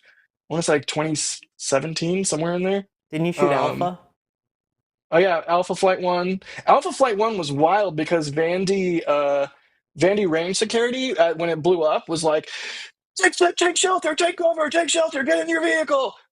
And that was a foreign experience to me and all of the other media. And so for I don't know, what felt like 30 seconds, but was probably more like 5, we all kind of stood around like, huh, they're all yelling for us to get in a vehicle. And then we did. But it was, that was wild. That was a wild one. Yeah. Jay saying Cert 2. Jack wasn't there for that one, but he was hosting for Vulcan. Anyway. And then El Hulto say, is this the last dragon or the last crew dragon? Will there be more cargo dragons? I know this was the last crew dragon for sure. Have we heard anything about cargo dragons? I haven't. I'm pretty sure that the Dragon hatchery, the facility where they make these things, is gone. So I'm pretty sure that's the last Dragon. Period. Yeah. I mean, yeah, that's a good point, Kate. Like, viewer my chats. What the USDV, I suppose. But that's kind of more of a bespoke one-off thing. You know what I mean? Yeah, the deorbit vehicle for the ISS come 2030. Yeah. Yep. So also there is the potential, if New Shepard goes this weekend, that we may have a tie for the most number of people in space at a time, which I think is going to be 20 when you factor in ISS, which has Soyuz, which has Crew, which has Axiom. Then you also have the Chinese space station, and then you have you'll have the people aboard New Shepard once they cross the Kármán line. Hey, Good. I have a question about Dragon and if there's going to be more and all that. Go ahead. Is Dragon XL still a thing? Yeah. Is it Cool. still a thing? Yeah, as far as I can tell, yeah. Oliver's like, all right. I mean, we haven't heard anything about it. They've been super silent about it, but yeah, I'm pretty sure. Oh wait, Alex is typing in the back channel. Here we go. Oh no! Oh, Here no. we go. Here we Bad go. Luck Jack strikes again. I accidentally killed Dragon XL too. My bad, guys. Dang, man, stop doing that. If we're gonna I'm jinx sorry. anyone, jinx China. What's our favorite rocket here? Come on. Zuki 3? No, we're not talking about that. We're skipping that topic. I was trying to give you a second. So Alex says, yeah, and the most recent news was that the design has changed and evolved substantially. Yeah, okay, cool. That's, yeah. Okay. Interesting. If only we had. Turns out Dragon XL is just Starship. If only we had like an exclamation point command for it, for this other Chinese rocket that has a number that comes after 4 but before 6. What? You're really not going to give me the satisfaction. You're not going to say no. Long March 5. There you go. Nope. No, I ain't doing that. That's right. It goes in the square hole. You could? Yeah, no, I'm not doing that. Let me thank some people here.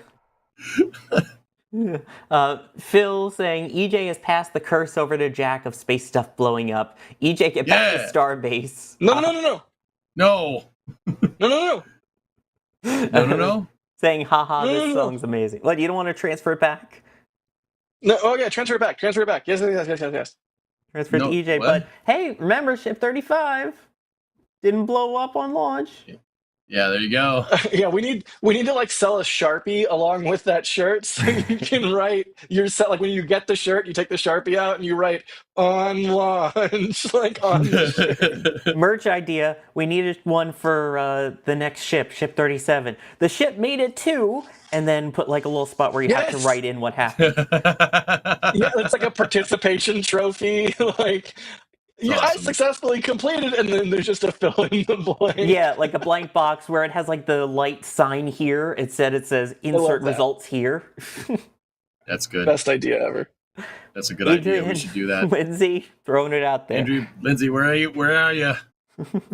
So how often do we come up with merch ideas like live on air? I feel like it's a fairly often occurrence. If that does get made, that would be the second that I came up with live on air. The other one was the New Glenn version of the launch entry landing. Nice.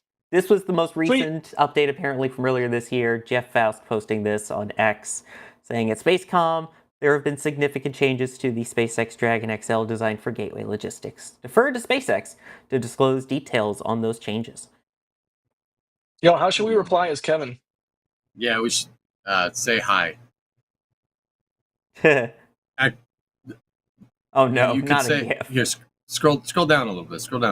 New post. You could say interesting. Even though this is, 6 months later. The Mad Lad actually did it. He necroed a 6-month post. He's a mad lad, I tell you. The mad lad. Anyway. Why we love Kevin. Jeff is going to be like, $50 super chat. Whoa. Thank you, Bud. Enjoy Joe tonight. Thank you. Can you guys save me from my son? Yes. Yeah, it's called sunscreen, okay? All right. Yeah. Put some on. SPF protection is important for your skin. I'm not British. It could have been worse. I could have said sun cream. So, what can I say? I love That's my so Friday wrong. evenings. I know the Brits are weird. Anyway, I'm about to get hated. Breaking news! All right. All right. That just made my day. Jack is smiling upon us. This is what I think Space Pope looks like. Thanks, Space Pope. Oh, did Space Pope make this? Courtesy pretty of Space amazing. Pope. This is Good job, excellent. Space Pope. It actually does look like so, Dude, that's amazing. So, when someone passes and they have like the service and there's like a little like easel with a photo of the person, use that. Use that one for me.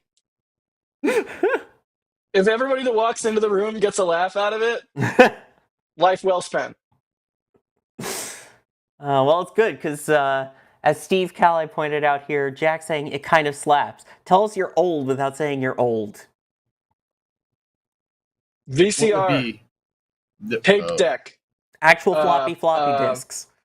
Yeah, actual floppy disk, not the 3.5 hard disk junk. Modem sounds. Beep, boop, beep. That's the best I can do. That's right. You got a song now from Space Pope for that. Steve also saying, "Hey Bideford, aka Mom, I'm making Iberico ribs for our dinner. Nobody can save you. Wahahaha." Oh, come on. That sounds good. Save me some ribs then, at least. If you're going to save anything, save me some. Rocketfella, if the SRB failure had happened in flight, would it have led to the loss of vehicle? I don't know, but there's a chance that the launch escape system may have activated. I think it would be safe to say. That would have certainly. That would have triggered an abort. Absolutely. Speculating, but that would be my gut. I really like that the chat is full right now of people telling us they're old without telling us they're old. Someone said Betamax. Aaron said playing outside. Touching grass. Whoa. Drinking from hose water. Drinking hose water. That's a good one, Sawyer. That's why we are the way we are. I also had a laser disc, by the way, back in the day. So there you go. We were fancy. Yeah, we would have been friends. Can we also just talk about the engagement from NSF viewers? Like, this is more engagement than I've ever gotten on my X account. I immediately found it and went and liked it. Like, how could I not? Of course you did. I'm telling you, man, tweeting live is very fun. It's fun tweeting with chat. I do that sometimes. It's mostly crap posts, like under whatever Jack is posting, but Also, yes. I mean, also Ryan saying people drunk hose water. No wonder you are the way you are. Water hit different back in the 90s. Okay, just saying. Ryan will never know the joys of a hot summer day and drinking hose water, and then filling up balloons with that hose water, and then pelting your friends mercilessly with them, and then getting your super soaker, and battling out in the neighborhood. Yep, we really would have been friends. I did all of those. Yep, riding razor scooters. Oh, man. My house backed up to this wall, and there was kind of like a main road on the other side of the wall, and we would crouch behind it and then huck water balloons at passing cars and school buses. Good times. Oh, you were one of those. Also, rotten oranges. Florida is a place with a lot of oranges. Anyways, let's move on. Yes. I think we're past the statute of limitations there. Just don't come back and you're fine, but you haven't anyway. Damn. Called out. Everything. Drew Nar, Astrogees. Anyway, Telstar 86, will it be eaten before GTA 6 releases? I don't know. Rosebud should have been something more reflective of the international crew. I mean, this was meant to be more of a reflective of it, because, the joy, the swan is very international for its peace, its, resilience, its rebirth, its grace. So I guess that's part of it. Telstar also saying secretly EJ wanted it to be called Long March 5. Yep, that's right. You got me. Austin, getting the print from the shop. Thank you so much. It really means a lot. Saying Sawyer, you beautiful beast. Heck yeah, Austin supporting Sawyer and his art. Thank you, Austin. Thank you. It's one of those where I figured I'll just try it because, they don't happen as often. I don't get to as many launches unless they are, these larger ones or RTLSs. And again, just confirming it with Max, shooting my shot. It helps now having mirrorless so I can actually see what's happening in real time. But yeah. Oh, yeah. That made a huge difference. Yeah. Every time I pick up one of my DSLRs, like for remotes or what have you, and I look through the viewfinder, which is actually optical, and then I try and change settings, and I'm like, wait, why picture no change? It's like, dum-dum, the photons are going through the glass into a mirror, into your eyeball. It's not a mirrorless camera where you're looking at a screen. I totally didn't do that when setting up my streak shot for Atlas the other day. No, not at all. But after getting used to the mirrorless, yeah, it can be tricky. But Sawyer, seriously, dude, good work. I've tried to shoot that. I have not gotten an image of the nebula that I'm happy with yet. It's a super challenging shot. It's beautiful. Good job, dude. Like I cannot. It really is a good picture, man. Thank you. And Space Pope also getting one. I appreciate it so much. It means a lot. Heck yeah. People in chat want you to eat the Astrogi. I'm just saying. I want to save it like a big members event kind of thing. I don't want to just do it on a flame trench. Remember like that time I ate ghost pepper ramen in voice chat with members? That was a thing. Like you could totally do it for members. That would be awesome. Yeah, I would want it though recorded because again, there's only one. They were hard to come by. I know Julia has one, and I'm sure it'll be the same debate whether she wants to eat it or save it. Also, it's mostly sauerkraut. It is 56% sauerkraut. Ooh. I feel like that might cause some low Earth orbit farts. Is that freeze-dried sauerkraut? I would assume so. It's sauerkraut 56%, wheat flour 32%, onion, canola oil, dried mushrooms 1.5%, potato, flour, salt, spices. Warning, may cause off-gassing in the person who eats it. Also, I don't know what this nutritional info is. It's all in G's. It should be 0 G's because it's space food. Yeah, I know. What's wrong with these people? Jokes. And Ethereal Sword's been saying, on the topic of Minotaur, I've done some brief math in passing, and it seems like VC6 will have a thrust-to-weight ratio of around 2, meaning it will literally look like it's free falling upward. That's wild. Yeah. Yeah. It packs a punch. It's a lot of power. Packs a punch, so does an explosion of Ship 36. Let's talk about Starship. Hey. Oh, boy. So, Jack, I know you're 2 explosions in 1 week? Question? I know. It's been a week. Pause, my God. Dude. That's right. Yeah, you might have seen our stream on John Oliver, which was, suffice to say, surreal. But it has been a week in Starbase of improvements and construction and rebuilding. Of course, we did manage to get a flyover done on Monday, so we could get some shots of the aftermath and also some shots of the construction of the Gigabay and Pad B and all that good stuff. But yeah, here you can see the footprint of the Gigabay. I'm so happy we were able to get this shot while they're working on the foundation, because it really does show the size difference, right, between the 2 megabays there on the left and how freaking massive the Gigabay foundation is. Like, not even close. Way, way, way, way bigger. Pretty darn nifty. But yeah, so if you want to watch the flyover, we did put a bunch of that footage in the most recent summary video. Also, I'm sure we'll talk about it more in this week's Starbase update. But yeah, there you can see the foundation of the Gigabay. Really though, like, Kevin, should we be talking about the boom? I feel like maybe we should move over to Massey's aerial shots and look at some of the damage there and the rebuild process. Because honestly, my takeaway from Massey's from the air on Monday of this week was, it's not great. It's not the worst. It could have been worse. Wait, Could Jack, be who much worse, invited the especially Costco guys to Starbase? the what? The Costco guys. You know why? Oh, because it looks like a Costco. No, they bring the boom. That's what they do. I'm embarrassed that I know that, and even more embarrassed that I just said that on a recorded stream on the internet. I'll put in my resignation, Chris, in a couple hours after Starlink, so you're not without a host. Nice. Good guy, Sawyer. But yeah, I mean, we're what, a week out from the explosion. Here you can see. Look at the browning. I don't even know if that's the right word. Look at the discoloration on the sort of the forest or what have you next to the launch site there. What are you laughing at, EJ? You said browning.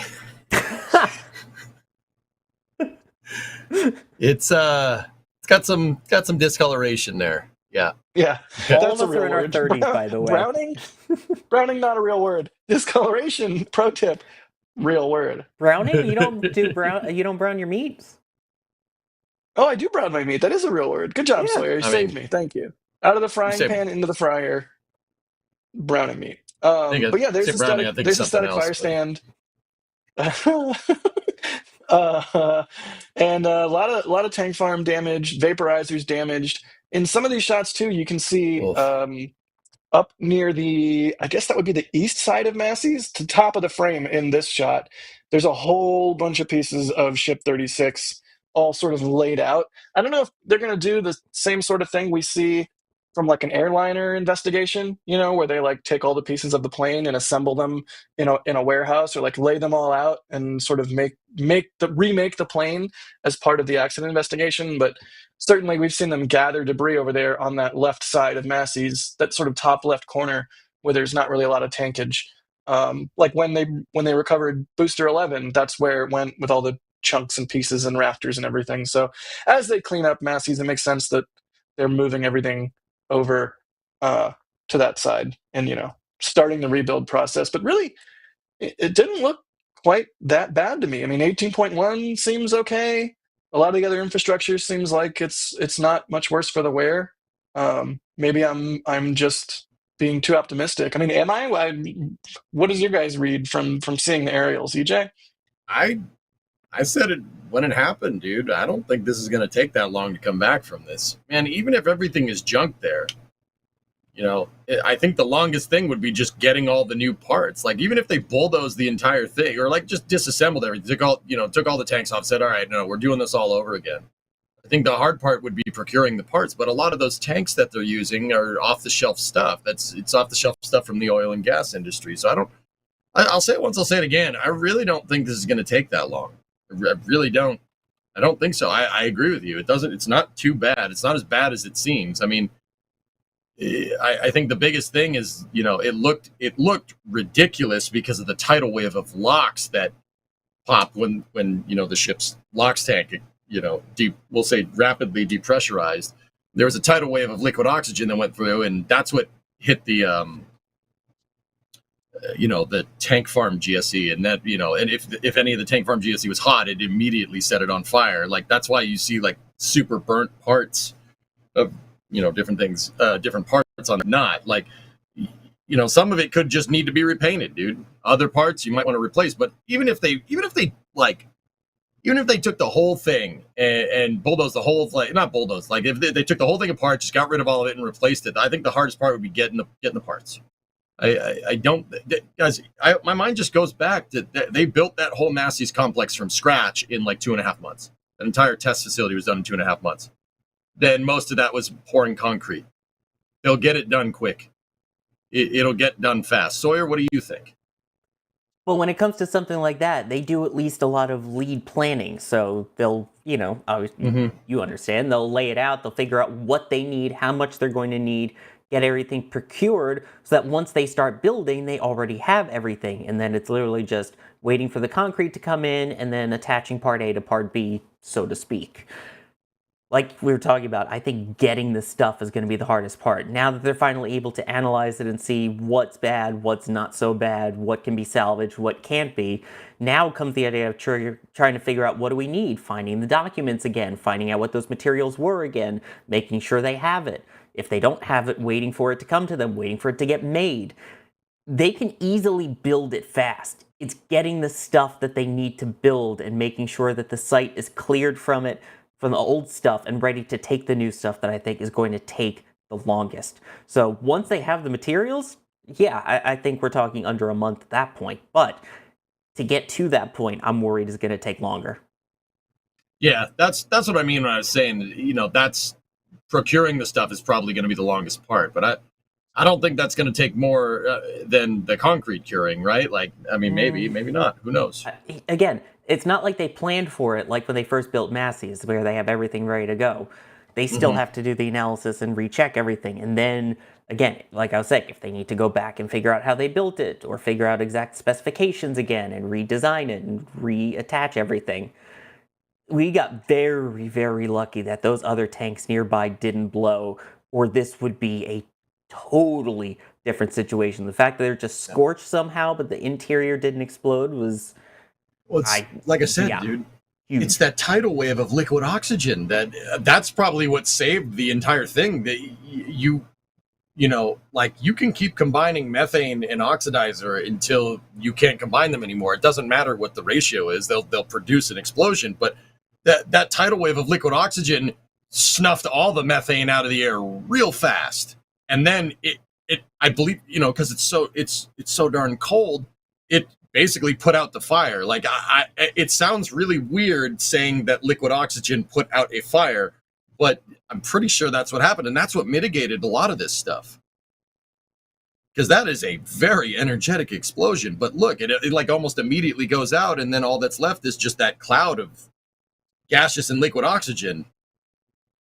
Yeah, it's crazy. But I still think we're talking months. I don't think it's going to be like the 1 month or month and a half even that people are talking about. I still think we're talking probably minimum 2-3 months out at this point. And that's the minimum. I mean, I could see them get back to testing at Massey, I don't know, in August. So that's a month or two from now, right? And that seems reasonable to me. Maybe even sooner. And I'm talking testing. I'm not necessarily saying static fire testing. Maybe they check out 18.1 and it's good to go for more cryo testing. Maybe they get a ship on the ship cryo stand, which was a little bit further away, and they get the last version 2 ship cryoed. I think that's 38. Once that's cryoed, hey, they could take that QD off the cryo station and throw it on the new ship static fire stand. I think, at least in theory, it's the ship QD, right? If they need a ship QD because they just roasted one, there it is. Idea.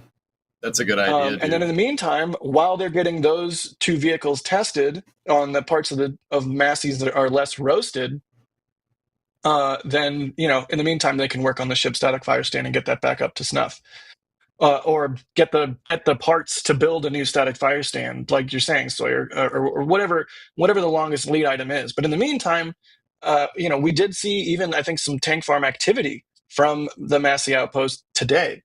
So it is possible that they get back to testing something there soon. Now, that's not flight, right? That's not launch. And of course, even once they get back to testing at Massey's, even once they get back to static fire testing at Massey's, the question of when flight is still kind of up in the air to me, because it's not. What if yeah, right. What if they get the ship on the static fire stand again and they have another issue? I'm not even saying what if it ruds, but like, what if they get that 6-engine static fire going on the next ship and they see some data they don't like and they have to swap engines or do more mods or what have you? I mean, we're still very much in the prototyping phase of all of this, as much as we want to be further along right now. And so Flight 10, I think still question mark, but some sort of testing back at Massey's, easily I could see that happening in July, certainly by August. Jack, can I float a weird theory? So are you guys Float it like we're in microgravity, my good chum. Float The away. more and more I think about Ship 36, the more this just seems like a bad batch of COPVs. And now, don't get me wrong, that's not entirely, it's like not entirely somebody else's fault. SpaceX should be testing these things, but, if you've tested, if 1,000 of these things have come from the manufacturer and none of, they've been fine, right? Like, why would you have any reason to believe that it wouldn't be? But the more I think about this whole test and how Ship 36 went down and what they were doing, I had originally suggested like maybe it's a different testing regime, but there's really only one way to fill that COPV. Like, you could adjust the timing and the countdown of when you fill it, I suppose, but even then you're filling it the same way. And I don't know, that maybe that has something to do with it, right? Like, but I mean, I have to think that that's a possibility, right? Given what was it, Amos 6? If they're changing the fuel load and they're changing how aggressively they load propellants into those bottles and things like that, like maybe I'm not a rocket scientist, but certainly based on. But then again, Jack, right? Like, you have exactly. But and then for Amos 6, you have CRS-7, which is where the thing failed proof testing. It was the same thing. Bad batches of COPVs definitely happen. That's definitely a thing. So the more I'm thinking about it, it's just Ship 36 just seems like bad luck. It just seems like it's a bad batch. And now, don't get me wrong, that's really up to SpaceX to confirm the proof test settings from the manufacturer, right? But the more I think about it, the more I think just it was just a bad COPV, and that unfortunately that it manifested itself in the middle of a static fire. Like, I mean, if that's what it was, that it's no less cruddy of a failure, but a process failure like that, like a failure to quality control or adequately test the hardware going into a final vehicle, is way more of a solvable problem than vehicles inherently flawed, or we designed it in a certain way that is prone to issues, or we designed it badly for rush purposes, or whatever other outcome involving a flaw with the hardware itself. A process control issue, do more documentation, crack the whip, make people who are responsible specifically for the testing and outfitting of those COPVs and nothing else, and make sure that they know their jobs are on the line if they don't have all that already. But a process control issue, way easier of a solve to me than a design. Than an issue with the design. That's because, like, if you didn't, let's say Massey's was intact and Ship 36 was, getting ready to like be poised on the pad. Like, if you're just looking at the production side, nothing seems out of the norm. Like, it seems like they're just like, okay, keep going, right? All right, keep going.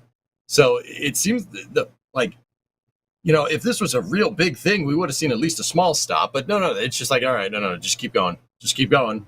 Keep your foot on the gas, which is what I've suggested. I think that's what SpaceX is doing. But this kind of corroborates that. I don't know. You guys think I'm reaching? Like, I'm not trying to like run cover for SpaceX either. If they have processing problems, Jack, you said optics last week. You failed in a very public way. That it will come back to bite you. Especially with the amount of ships that they're making. But if it's a processing issue, not a big deal. Just keep going. Just keep going. I don't think you're necessarily reaching, but I do. I am immediately thinking of that. What was it? An Elon tweet saying like, suspect the COPV failed below proof rating or whatever, which is a rare failure. Like, it's like, yes, there were COPV issues on Amos 6 and CRS-7. 7 was a strut that attached the COPV to the tank wall that was not up to the manufacturer's spec that they said it was supposed to be. Yeah, that's right. Not the COPV itself, but of course the COPV liberating caused the issue. So if I was just going to like take pains to try and take issue with something that you were saying, it's that a bad batch of COPVs, I mean, I hate to use the same phrase again, unironically, is a mature technology. COPVs are a mature technology. Like, to suddenly have a bad batch of them would be a little bit surprising to me. To me, a more likely thing, or at least where my mind goes, is not a process control problem from the perspective of not testing the thing from the manufacturer. It's however they're being handled on SpaceX's end. And I am, of course, biased by the tweets that we've seen from various former SpaceX employees. That one guy who mentioned the COPV handling issue like weeks before Ship 36 happened. Like one small data point, but I have a hard time believing they don't do any tests on these things after they get them from the manufacturer. And therefore, I'm thinking perhaps it's something on SpaceX's end where they're being handled in a way or installed in a way or tested in as part of the fuel loading process in a more aggressive way. Something that SpaceX is doing that is causing an unanticipated reaction from the hardware itself. But that's just me. You feel free to disagree. No, I mean, dude, even if it was a bad batch, you should do testing. Get a good look at a T-bone by sticking no, it's got to be your ball. Would you rather take his word for it? No, not with Aerospace. I would not. It can't be an episode of The Flame Trench if we don't reference both Office Space and Tommy Boy. If we don't reference those two episodes, is it really a Flame Trench? That's right. Now, the saying is you can get a good look at a T-bone by, dissecting a bull, but you'd rather take the butcher's word for it, right? But in Aerospace, you really can't afford that. You test it yourself. You have to be sure, because if you're not sure, this happens. Mishandling of equipment in the space program has caused some pretty notorious ruds in the past. Like, dropping an SRB and then putting it on a Delta II carrying a multi-million-dollar GPS satellite and then having it blow up like 15 seconds after launch. Or dropping the O2 tanks and cracking the Teflon seals so when you go to stir the tanks, they explode. Apollo 13. Delta II, GPS, 1997. Apollo 13 wasn't in 1997. I'm talking about two different things at the same time. But, it does happen. I mean, it could be that too. I mean, it's up to SpaceX to proof test it for sure. I was going to say, 1997 felt a lot like 1970 there for a minute. Yeah. Well, they both have sevens in them and nines, so it's good. I don't want to feel old. Let's talk about something else. We could talk about the generous support that we're still getting from people here. Ethereal Swordsman saying Browning, as in John Moses Browning, patron saint of hole punching? That's what I was thinking. That's what I was thinking. Thank you. There was a Jack thought I was being hole silly. Punching. They don't get it. They don't get it. Yeah. No, yeah, they don't get it. I missed it. They don't get it. Straight over my head. That sound you're hearing is the joke whooshing very loudly over my head. I don't get it.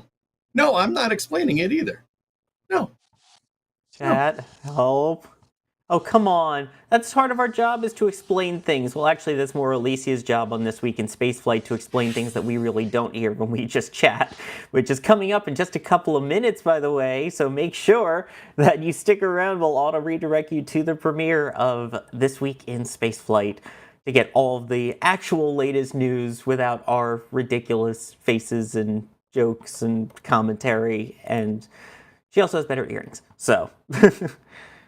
that is coming up. Guns, guys, guns.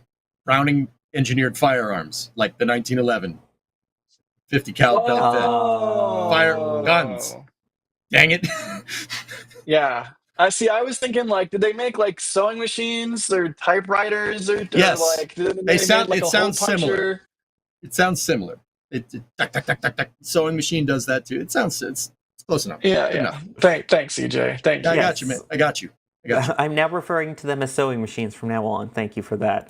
Also, thank you to our members who we couldn't do this show without, especially our launch directors and our flight engineers. With the support from viewers like you, we are able to do what we do, and these people in particular also coming in with the extra generousness. So thank you very much for that. And I also need to give one more thank you for people still managing to get my print. It's unbelievable. Anonymous in the shop saying keep up the good work, and then another person saying amazing Nebula Sawyer. I'd love a way to get a digital copy to use as a desktop background.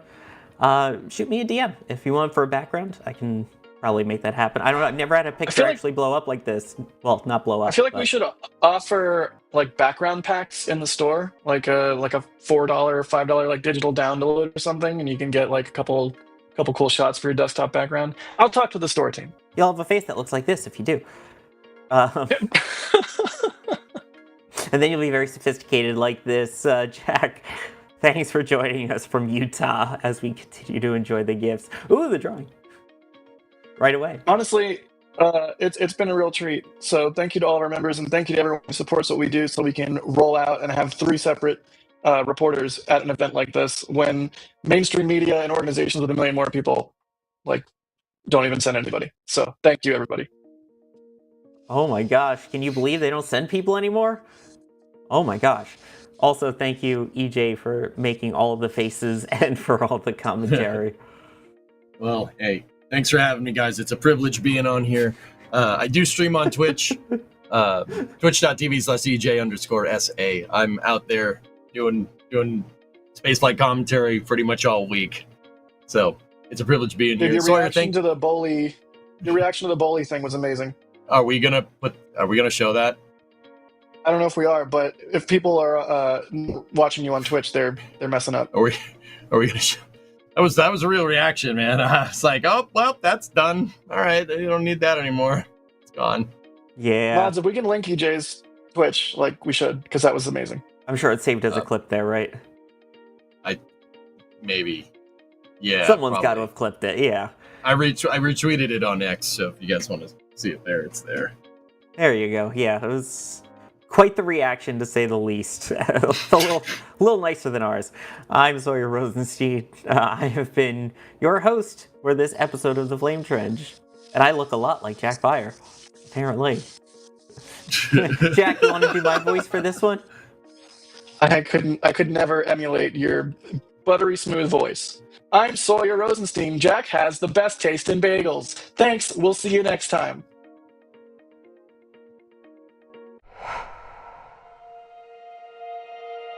And here we go.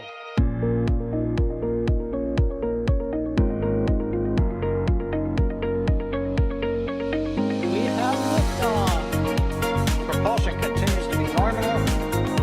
RCPA chamber pressure looks good. Rolling up. Roger, planet.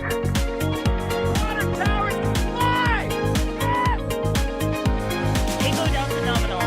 Fighting downside speed off. Bring in speed off. It's orange! R45! Oh my god! Oh my god! Decollage. What is it? Put that in the big bag, 343 unfolds to go. Indeed.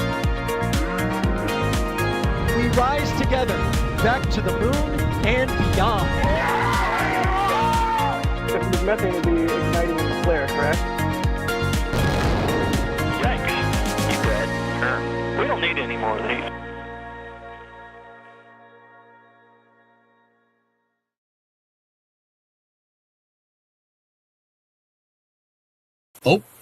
Oh. Activate after luge. Oh. Activated. Whoa. T plus 100. Oh, that's bad. That's bad. That's not good. That's not good. That's not good. That's not good. That's really not good. Oh. Activate after luge. Oh. Activated. Whoa. T plus 100. Oh, that's bad. That's bad. That's not good. That's not good. That's not good. That's not good. That's really not good. Oh. Activate after luge. Oh. Activated. Whoa. T plus 100. Oh, that's bad. That's bad. That's not good. That's not good. That's not good. That's not good. That's